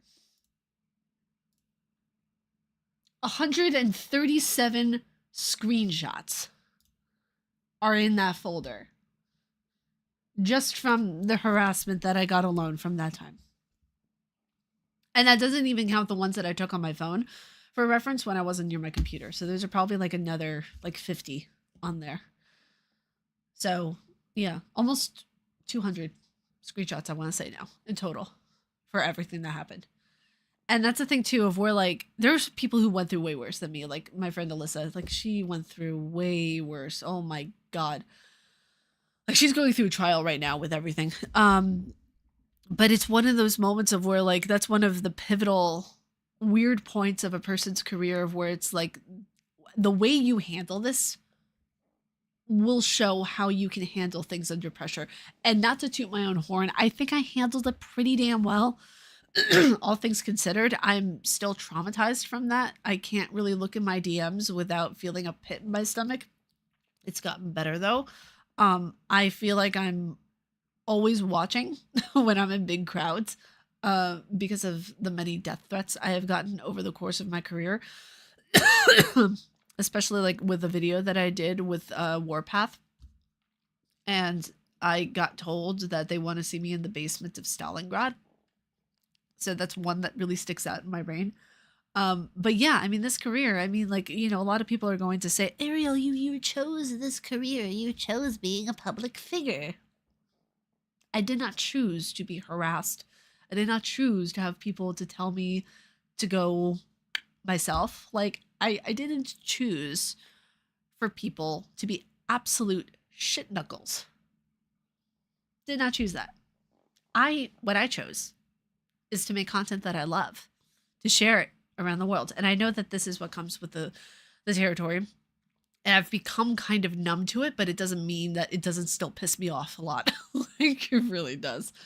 Let's the level of our friendship, I can tell when something isn't right. So even though it was 3 a.m., I was more than happy to check in on you. And I appreciate that. I really do.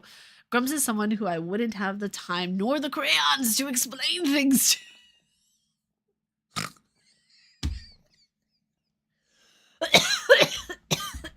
Hold on. I need my inhaler.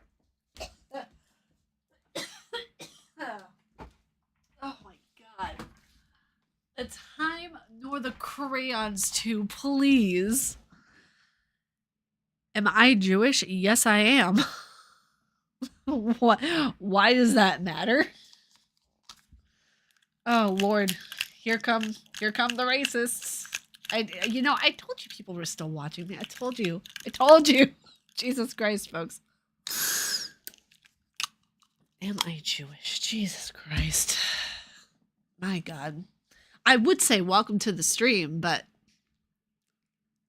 no, you're not welcome. If you're gonna instantly blurt out something like that, my God.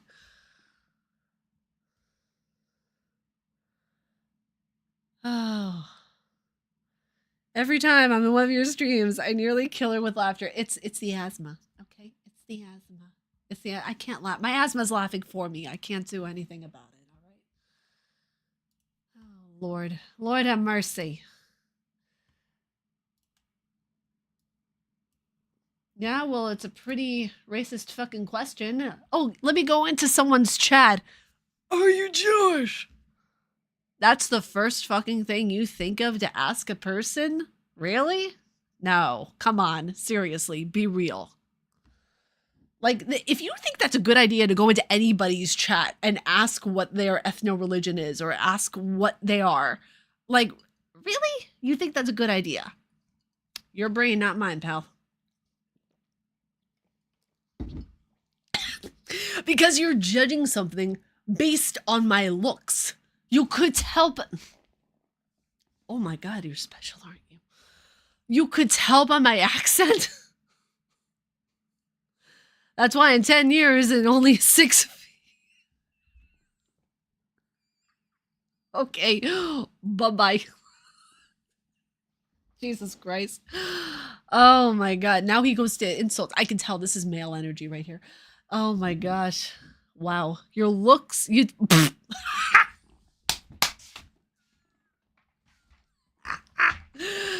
Bye-bye. Bye-bye, knucklefuck. Bye-bye. Yikes. Thank you. I'm guessing it was Keys who, Delia by Keys. Thank you so much. Thank you. Thank you. Bye-bye, knucklefuck. Bye-bye. Dude, you're not doing it. Oh, man. Man. I told you. This perfect. This was actually a perfect fucking example. Perfect example of what I was talking about. You can tell... I could tell by your accent that you're Jewish. What the fuck? Has he ever... What? There's no such thing as a Jewish accent. There's literally... I'm New Jersey, New York. That's my accent.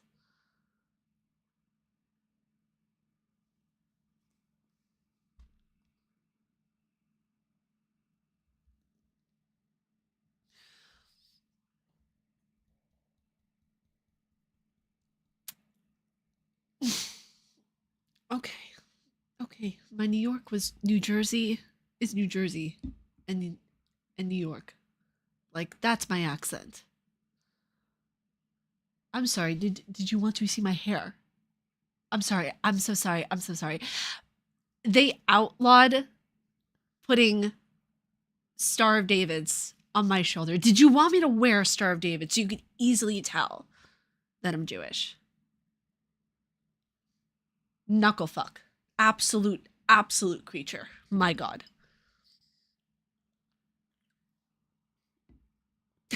Thanks, Sam. Thank you. Oh my God. No, it's just weird. Like, this is the kind of thing of where, like, this is the stuff of where it's like, I don't get, like, insulted by it anymore. I like to have fun with these creatures, okay? I like to have fun with them. This is me having fun with it, so I throw it back at them, and so they know how absurd they sound. That's the thing. That's what you want to get to, is a point of where you don't get offended by shit. Because listen, there's so much happening around the world. I don't have time to be offended. That you don't get offended by it, but you learn to accept that it unfortunately, it is what it is. You're going to get shit, and it's just about how you deal with it. Okay? Before, if this were to happen to me like 6 years ago, I would have been crying. But now, I laugh it off, and I have a cup of coffee with you guys. Commenter, I would love to insult them, but I wouldn't do it as well. This nature. Oh shit. Oh my god. It's funny to me because it's like, I don't care how many viewers I have at the end of the day, as long as I impact one person. That was my goal. And then his comments on like my viewership and everything like that. Okay, I have been at work, earning money, doing the thing. I have been literally working my ass off and have not been able to do content in 2 weeks because of me doing work that pays my bills. I'm so sorry. I'm so sorry that I was an adult. How could I? How the fuck dare I? I'm sorry. I'm going a little bit overboard right now, but you guys see the insanity of this, right? You see the insanity. My god. Okay, so next topic for discussion is something. I don't know what you guys want. What do you guys want to talk about next? What questions do you guys want to discuss next? That you want to ask? Let's go into a discussion. I mean, how the fuck do you have a Jewish accent? What do I have? A fucking agnostic accent? There is no such thing as a Jewish accent. There could be Middle Eastern, like what was it, like an Arabic Middle Eastern accent, something like that. I don't know. I know that my whatchamacallit, my uncle who lived in Israel like years ago, he had a very strong Israeli accent. Like that's just, you could say that. You could say, oh, do you have an Israeli accent? Do you have a Palestinian or like Arabic or like, Lebanese accent? That, okay. But Jewish? What? Do these people not realize that Judaism is an ethno-religion? It has nothing to do with your accent. Like, I'm Sephardic. Like, more so my accent leans towards is New Jersey and New York. That's what it is. Like, being Sephardic actually means that you're more like Portuguese, Brazilian, like, you're Spanish. That's the thing. Being Sephardic is being Spanish. Ashkenazi is more European, like Polish, basically. That's what that is. So, people just need to learn history. They need to learn history. They need to learn ethno-religions. They need to learn all this kind of stuff. Hold on one second, you guys. Okay. It's good to let new people know what you meant by your boundaries so they don't accidentally cross your boundaries. To let new people know that you meet, know your boundaries so they don't. So my boundaries, this is actually a great point to bring up. Yeah. My boundaries, whenever it comes to anything that has to do with looks or appearance, if it's not something that you can immediately fix, don't bring it up. Don't bring it up. My skin color, my looks, eczema, whatever it may be. If it's something that I can't fix within a few minutes, don't tell me. Because that means I probably was born with it. Okay? That's my boundary. And that's everything. Like, I have, one of my hard and fast rules is that people never comment on another person's looks, because odds are, if it's not something you can fix within like a few minutes, like a booger or a pencil mark, or like something that you left on your chin from when you were shaving, if it's a guy or a girl, like, or if like something, that, oh God, like, or a piece of food that's stuck on your jacket. If it's not something that you can fix right away, don't fucking mention it because they were probably born a certain way. If you go up and to a person, imagine that fucker going up to me and saying, "Are you Jewish?" I'm sorry, I can't fix that. I was born Sephardic Jewish. I can't fucking fix that. As much as a lot of people would have loved me to fix that, I can't fix that. And I love the fact that I'm Jewish. I love it. I'm atheist, but the reason I love it is because of my dad. My dad is a Holocaust survivor, and he is the reason I love being Jewish. So, let's see. What is your favorite place that you enjoyed exploring most in RE9? For me, it's the hospital ward. Ooh, I loved Raccoon City. Raccoon City was my favorite because it brought back memories. I love it. I've got Death Stranding 2 to. I'm so excited for you. Oh my god, I loved covering that game in IGN, by the way. Oh my god, those were some of the most fun I had doing guides. Like, it was so much fun. I did a guide on the boss of the oh my god, it was like a fish boss in Death Stranding 2. It was so much fun. It's so much fun. Oh, Chloe! Hi, how are you? How are you? I hope you're doing well. Thank you so much for being here. Holy hell, this chat. Congrats on the 10 years. Thank you so much. I appreciate you. Mwah. Also, Chloe's here. She's Elfire. Yes, I know her username. You know what? I would be a terrible friend if I did not know her username. From 8-bit to now, thank you so much. Congrats, Ariel, on the 10 years. Here's to many more. We gotta catch up soon. Thank you so fucking much for the dono. Thank you. Very, very much. Thank you. That is very, very sweet of you. I honestly, like, it's one of those things of where, like, I didn't think I would be doing this for 10 years. I did not think I would be doing this for 10 years. I'm about to see.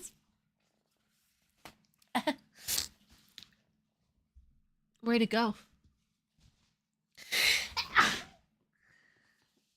Oh my god. You did a guide? I know I'm going to that. Yeah, I did a few guides for Death Stranding too. It was really, really fun to do that. Oh my goodness gracious. Oh, but thank you so much for the dono. I really, really appreciate you. Oh my god. It's so good to see you in chat. I am just so excited that, like, it's been so wonderful. This is like another person in the industry who I'm talking about, right? Like, it is so amazing to get to know the different people that I've gotten to know in the gaming industry and get to be friends with them and get to interact with people who I have so much fucking respect for. Like, God, like, from 8-bit, like, you know, do you want to talk about, like, the stuff that you do in the industry? Because it's pretty important stuff.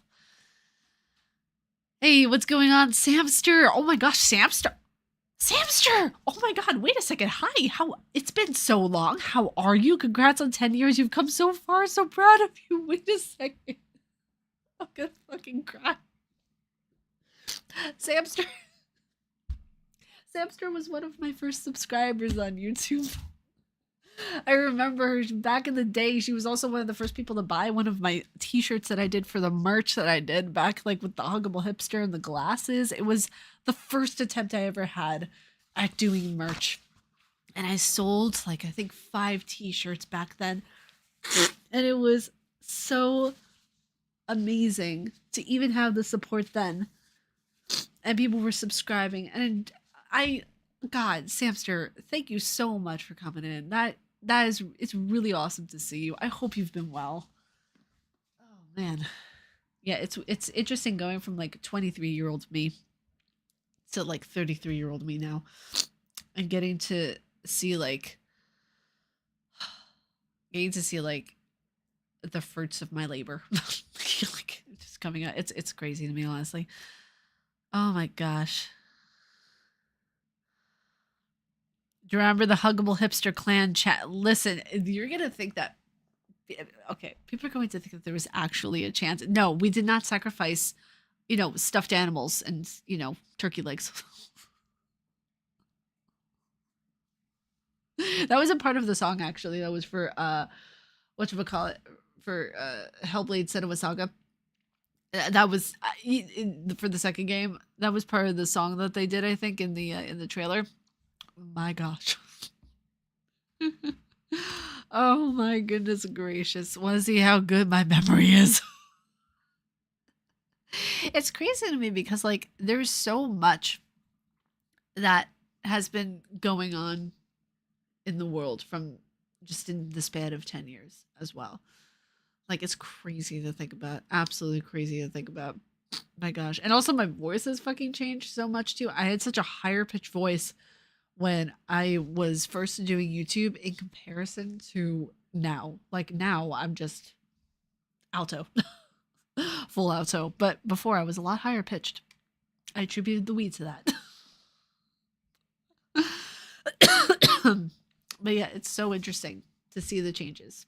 Who said anything about sacrifices? I mean, I'm down for it. It would be good to get you on. No, no, let's not. Let's not. No, no, no, no. As much as I joke around, and as much as I can't stand the guy, that comment, we are not doing that. No, we're not going to make comments like that, Max. No, no, absolutely not. Because I never want to sink down to their level. I hate what those people did to me and other people who I love dearly in this industry. I'm never sinking down to the level that they have done. So we are not going to do comments like that. That is my boundary.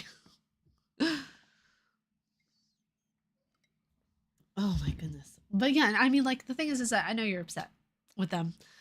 No, it's okay. And the thing is like, I know you're upset with them. I am too. Trust me. I want to see justice. I want them to understand just how how much damage they've done. I really do. Um, but doing what they do, it's not the right answer. And it's not the way that we should go about it. And I know that so many people would be like, yeah, but they did so much shit to Alyssa and you and like other journalists and stuff like that. And it's like, yeah, but you gotta remember, I'm a golden retriever. And I'm a Libra. Jesus Christ. I still want to be able to see people. How do I say it? I want the people who caused me and Alyssa and others so much strife to be brought to justice in the right way, not in a way that is like baptism by fire. Disrespect towards sex in a couple of years. Wait, the fairy. Oh yeah, yeah. Well, yeah, and that's the thing too, where it's like I don't, man. Like, I've been so far removed from everything recently in terms of like Grums and JT and everything for my own mental health that it's just, I don't know. It's one of those things of where like, if you bring it up and if I start talking about it, then yeah, I'm going to get passionate about it. Memories will come back to me and everything like that. But it's one of those things of where like, if there's nothing I can do about it in the immediate moment, just continue on with life, you know? And that's the thing too, of where I me and a lot of other people are still up on his website for Smash JT, and through legal counseling, I learned that that was doxing. So while me and many others have been doxed, I have learned to just accept the fact that I am on there and move on with my life, but always be aware of my surroundings. It's the best way I can say it. So, Libra gang, yes. Wait a second. What day? Oh my God. Wait, are you in October or what day? What day? Because I'm October 17th. And living with Chloe, who does so much and suffers so much when she shouldn't, as well as my mother, a woman who I would have lived forever if I could. Oh, my goodness gracious. I've just lost my tolerance for it now. No, I get it. I completely understand it, and how, like, it's immoral, it's disrespectful, and it's really crazy what a lot of women have to go through. I'm not even just talking about myself at this point. Um, it's crazy the amount of shit that's thrown out at us. But the the thing is that, and I know it's an unfortunate thing, but a lot of us have were taught at a very young age to deal with high stress situations and pain very early on, whether it be with your period, whether it be with men, whether it be, not all men. I know, I understand it. Okay, Jesus. Whether it be with different life circumstances. There is a thing, and I don't say this to insult guys, but you will all get a head cold and the world is done for you all. Like, I mean that with the most love I can muster. Okay. I mean that with all the love in the world. You guys get sick just one time and you are, it's, what is it similar to? It's kind of like, oh my god. Okay, spoiler alert for Baldur's Gate. Um but not even Baldur. It's kind of like, oh god, what is a great example of it? It's like Blide going into full like chaos mode because Ronnie died. You know? Like you guys get one head cold and the world is over. And the thing is that we have to keep going through it even though it's happening. Like our period, life still goes on. Are you kidding me? Like, you can't call out of work just because you're bleeding. What? Like, no, absolutely not. So we are taught from a very young age. We have to always power through everything. October 20th. Oh my God, we're so close. Oh my God, our birthdays are so close. I love that. I believe it shouldn't be that way. Oh, yeah, no, I understand that. I do. I do. Not me. Chloe says, I'm immortal. I don't know why. How long have you been alive? A while. Oh my gosh, it's so hilarious. I love it. It's just fantastic.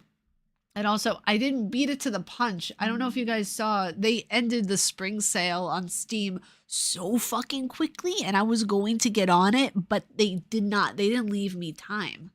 They didn't leave me. I don't know if you guys ever feel like that, of where it's like you already have a game that you want, but when you see it go on sale somewhere else, you're like, oh, I need it again. I remember, what was it? I saw Returnal on sale and it was for $23. I was like, okay, I'm putting it in my cart. I'm going to get it. And then, like, I didn't realize that the day after they had ended the sale, I'm like, are you fucking with me right now? 36 years, but it's my recovery rate she's jealous of. You see, the thing is that I don't get sick as much as I used to anymore. The last time I got really, really badly sick was when I got neurovirus a couple of years ago. Like that, oh my god, I felt like I was dying. That was bad. That was bad. I felt my, this is okay, TMI, but when you have neurovirus, you can't stop vomiting. That is one of the unfortunate side effects of neurovirus, is that you are exhausted and weak for like the next 3 weeks. And on top of that, you are constantly throwing up, constantly vomiting, vomiting. And it does not stop. Like, you do not get a break from it. You think you're okay. No, absolutely. Au contraire, mon frère. You are there. Your toilet is your best friend. You are hugging that shit 24/7, 368. Okay. For the next year, I felt like I was always lurking over, watching over my back. Anytime I hiccuped, anytime I burped, anytime I sneezed, I felt like I was going to throw up. It's like having neurovirus is the most unpleasant thing I have ever been through. Although I lost like 15 pounds, that was the only plus side. Not endorsing it, by the way. Don't get neurovirus. Jesus Christ. Woo! No. It's like you were saying, woo, vomit. Woo. You hear my asthma wheezing. Oh, this is crazy. Ooh, boy, that is nuts. Oh, my goodness gracious. That is absolutely insane. Oh, so I'm going to get going in a few minutes. If you guys have any other questions, please ask them, whether it be about, freelance work, games journalism, stuff that I do on YouTube, whatever it may be.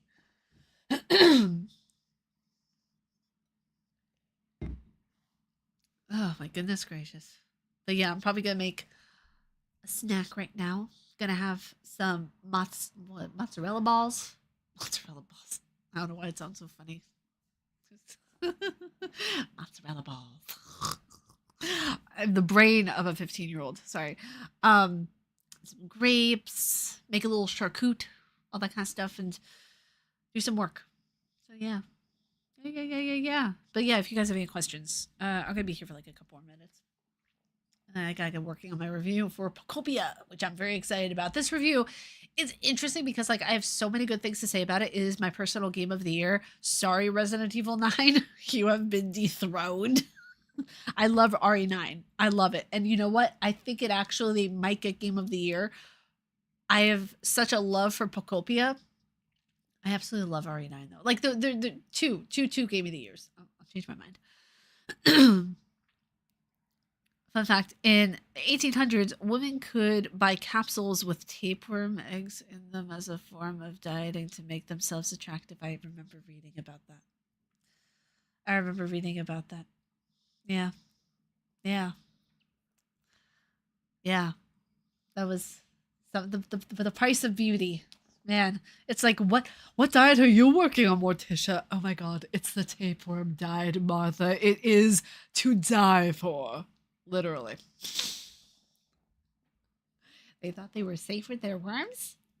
Absolutely not. That's something you only probably get when you're sexually active sometimes with the wrong kind of party. Oh my god. Game can't talk. Game recommendation: The Casting of Frank Stone. I've heard about that game. I've heard very good things about that game. I also, by the way, went back, I think it was last month. I got Keys, whatchamacallit, other side, and he's gonna play it. Max, your influence is carrying.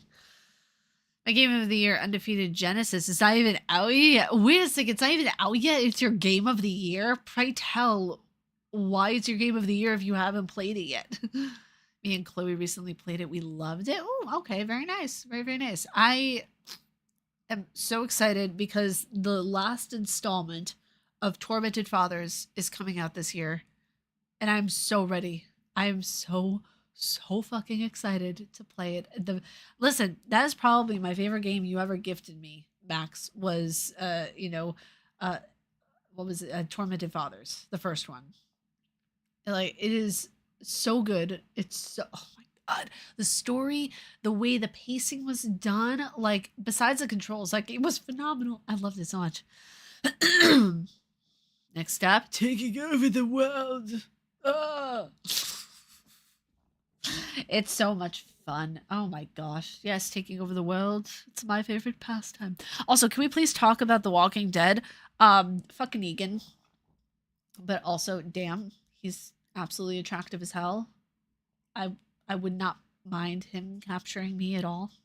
Just saying. He's a killer. I can fix him. I can listen, I can fix him, okay? It's because in my it's my dream game. It's Superman like with Dragon Ball Z style combat. Well, I hope it lives up to the hype for you. I that is so like I am not that adventurous to make a game of the year for myself before I've played it. Like that would be like I'm going a little bit too more overboard right now. Let's see. Ari, calm down. Listen, okay? Negan is fine as hell. All right? Just you don't have to agree with me. You just got to listen to me. That's all I'm asking. All right?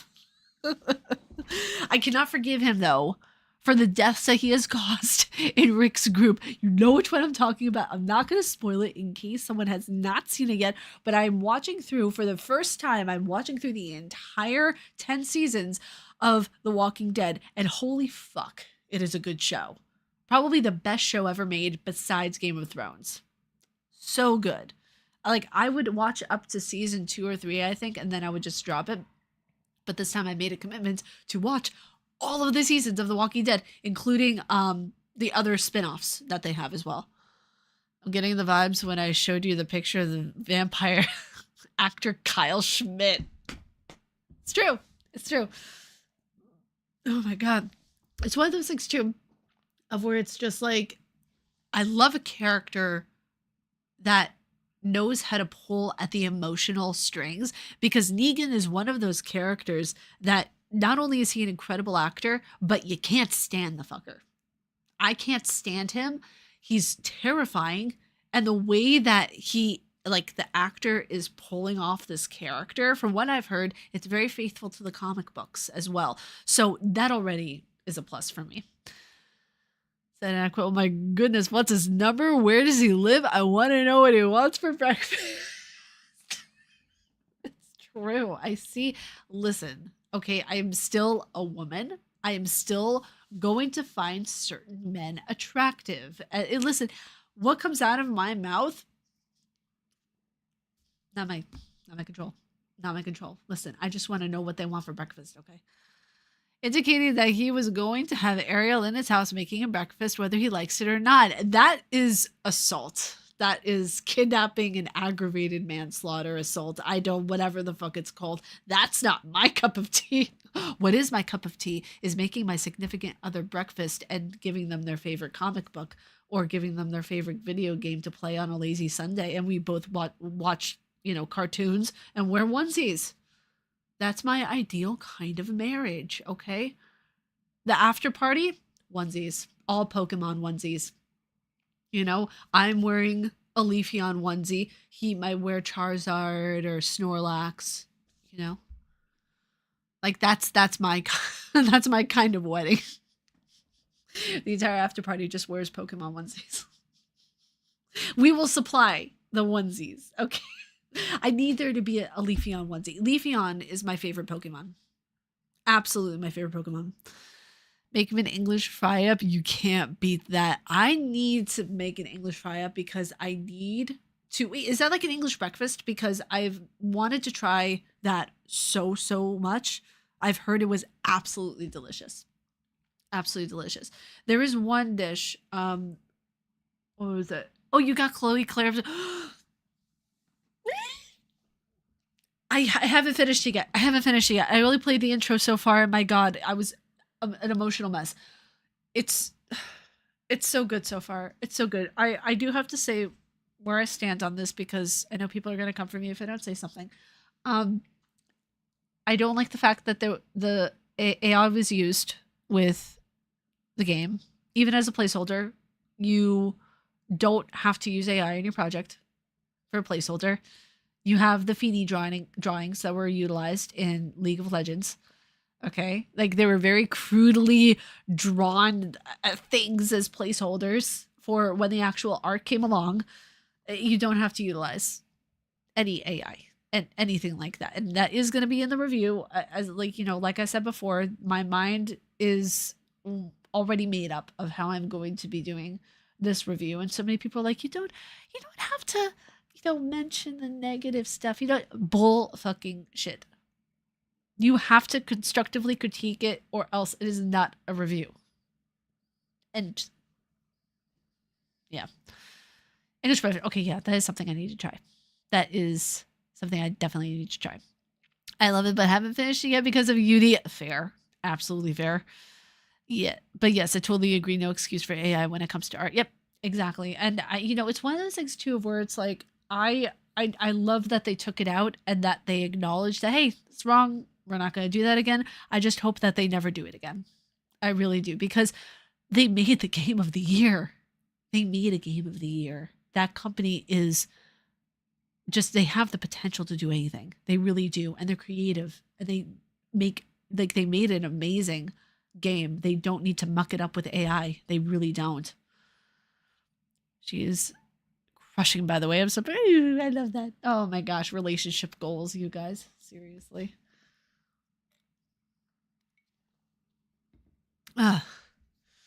Nothing. No, I understood. I understood what you meant. Oh my gosh. But if you guys have any more questions, ask them now. We're forever hold your pieces. I am going to get going here in a sec. I just thank you guys so much. This was such a chill celebration. It was so nice to be able to just sit down and relax with you guys and just chill the fuck out and just chat. We got some racist comments in the mix. Things went a little haywire for a second, but we figured it out. It's fine. Don't worry about it. And there will be more where that comes from.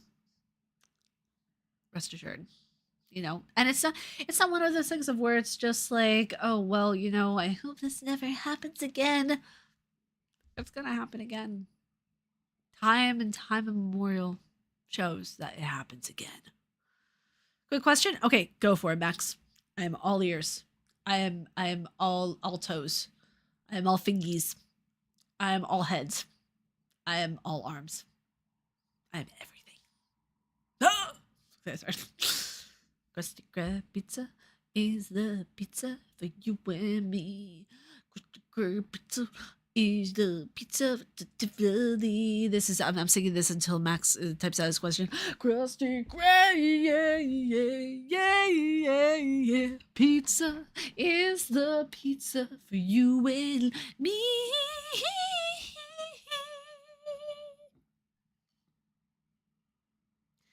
Happy birthday! It's not my birthday. I'm celebrating. Oh, you mean birthday is an anniversary? Thank you. Thank you for the happy 10 years, Deadeye Avatar. How are you? Welcome to the stream. What are your current thoughts on the upcoming games 2026, such as what are your thoughts on the game's Fable reboot, among others? I'm not going to be covering Fable at all because we are in the midst of an Xbox/Microsoft boycott. But yeah, we are not playing Xbox games this year.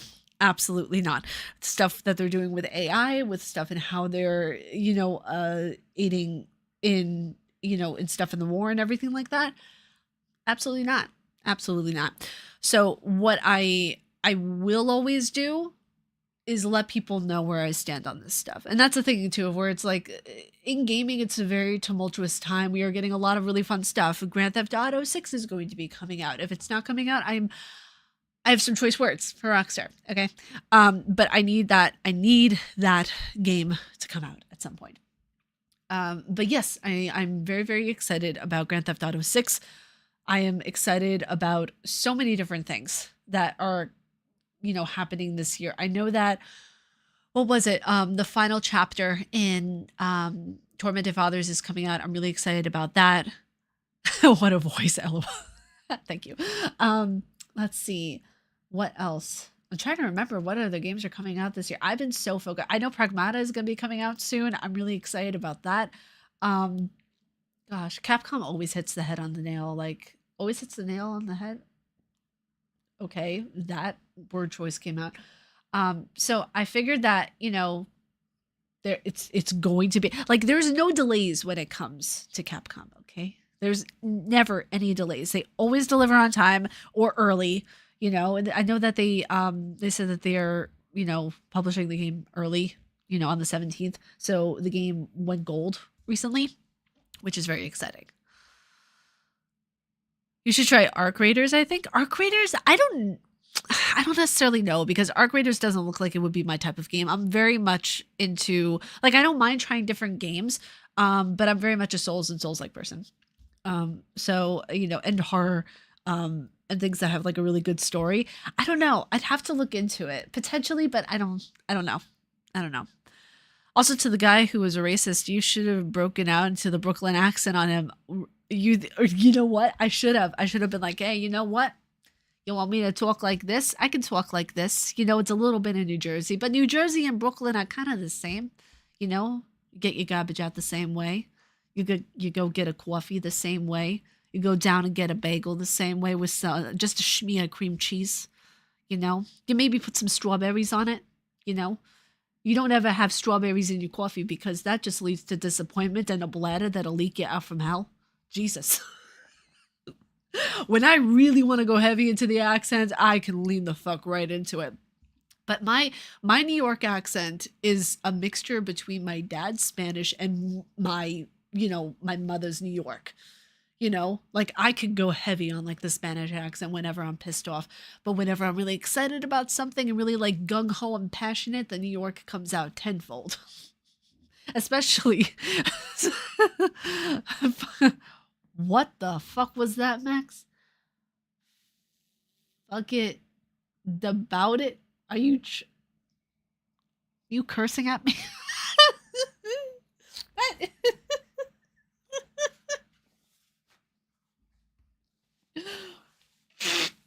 Oh my god. I don't know what you're trying to say there, but I think you just cursed at me in another language. Oh my god, that's crazy. Oh, that's absolutely nuts. Oh, and by the way, for anyone who's curious, we do not say, "Hey, I'm walking here." We don't say that. Not at all. Not at all. No, we don't say that. We don't say, "Hey, I'm walking here." Like Christopher Walken, we are not walking here. Forget. Oh my. Forget about it. You mean to say that was you say forget about it? Okay. It's okay. You should listen to Max try to pronounce Scottish Gaelic location name. I can only imagine. Chloe, I can only imagine. The closest I've ever been able to get to pronouncing anything Scottish, I will admit, is the name Sorsha. Like that's where my knowledge ends. I'd probably be able to try more, but my pronunciation whenever I'm immediately trying to first pronounce it, exactly like Max. Oh my goodness gracious. Uh they're really weird. Okay. It's the same thing with Swedish names. They're very very hard to pronounce. Like the town names, forget about it. Like just absolutely no, I could never. I would listen, I would have to be hopped up on the most intense drugs to pronounce those names. Okay. There's one town name, I think in like Holland or something. I don't know where it is. But it is a name that is like it's super super long and I see people pronounce it and I think they just put a spell on me. Oh man. My nose, everything, all the allergies. Spring has sprung. Ugh. And it was snowing today. Spring has sprung, but it's fucking snowing. Please explain this to me. Why is it snowing in mid April? Why? Why is it snowing in mid April? I do not want the clouds to come on me. I do not need that. Okay? What I want is for the clouds to stop coming and start pouring rain. Thank you. I would rather have them piss on me than the other thing. My God. It was a little bit too graphic, but you know what I mean. Oh, good Lord. I finished my entire coffee. There's only a little bit left. Ah! Okay. Let's see. Welsh is just as bad. I've heard Welsh. It sounds beautiful.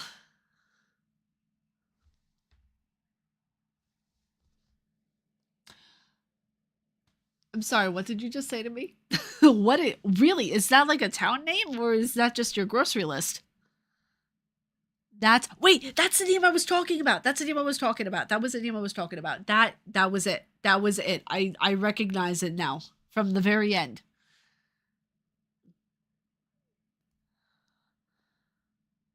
Linfar Peel. I don't even know where to start. The vowels are not vowels and they're not syllables connected to vowels. What? Don't even know where to start with that. See, this is why I love humanity and why I love languages and culture so much because this is a word. This is a word and I love that. I love that so much. Oh my gosh. That's fantastic. That's amazing. I love that that's a word. I'll never be able to pronounce it, but someone can. Someone is the grand master of that pronunciation.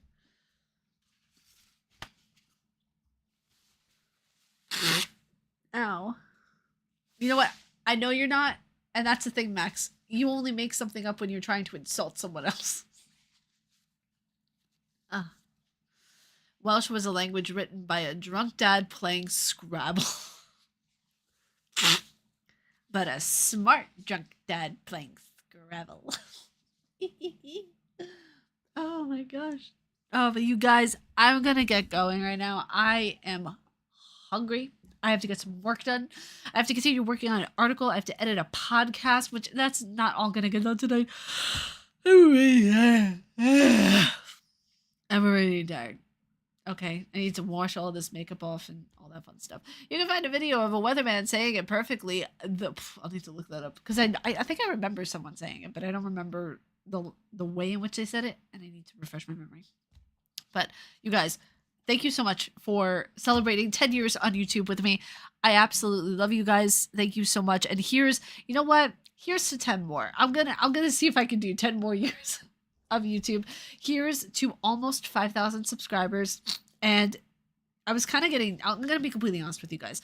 Earlier tonight, I was kind of getting down on myself for only just being at almost 5,000 subscribers because, like, the exact thought I had was, man, I'm 10 years into YouTube and I only have almost 5,000 subscribers to show for it. But that's a lot of people. And I have to keep reminding myself that my journey is not going to be like anyone else's, and mine, theirs is not similar to mine. I always have to keep reminding myself that my journey is different from everyone else's. Everyone's is completely different. So that's the thing. I am so excited to reach 5,000 subscribers soon, and I cannot wait for you guys to see the videos that are going to be coming out in a bit. So yeah, I love you guys. Thank you all so much. Good night. It was nice chatting with you. Thanks. Same to you. Win stream, buddy. Again, congrats. Thank you so much, Keith. I really appreciate it. Thank you guys for coming out. I really appreciate you all. And I will see you all in the next one. Umbasa.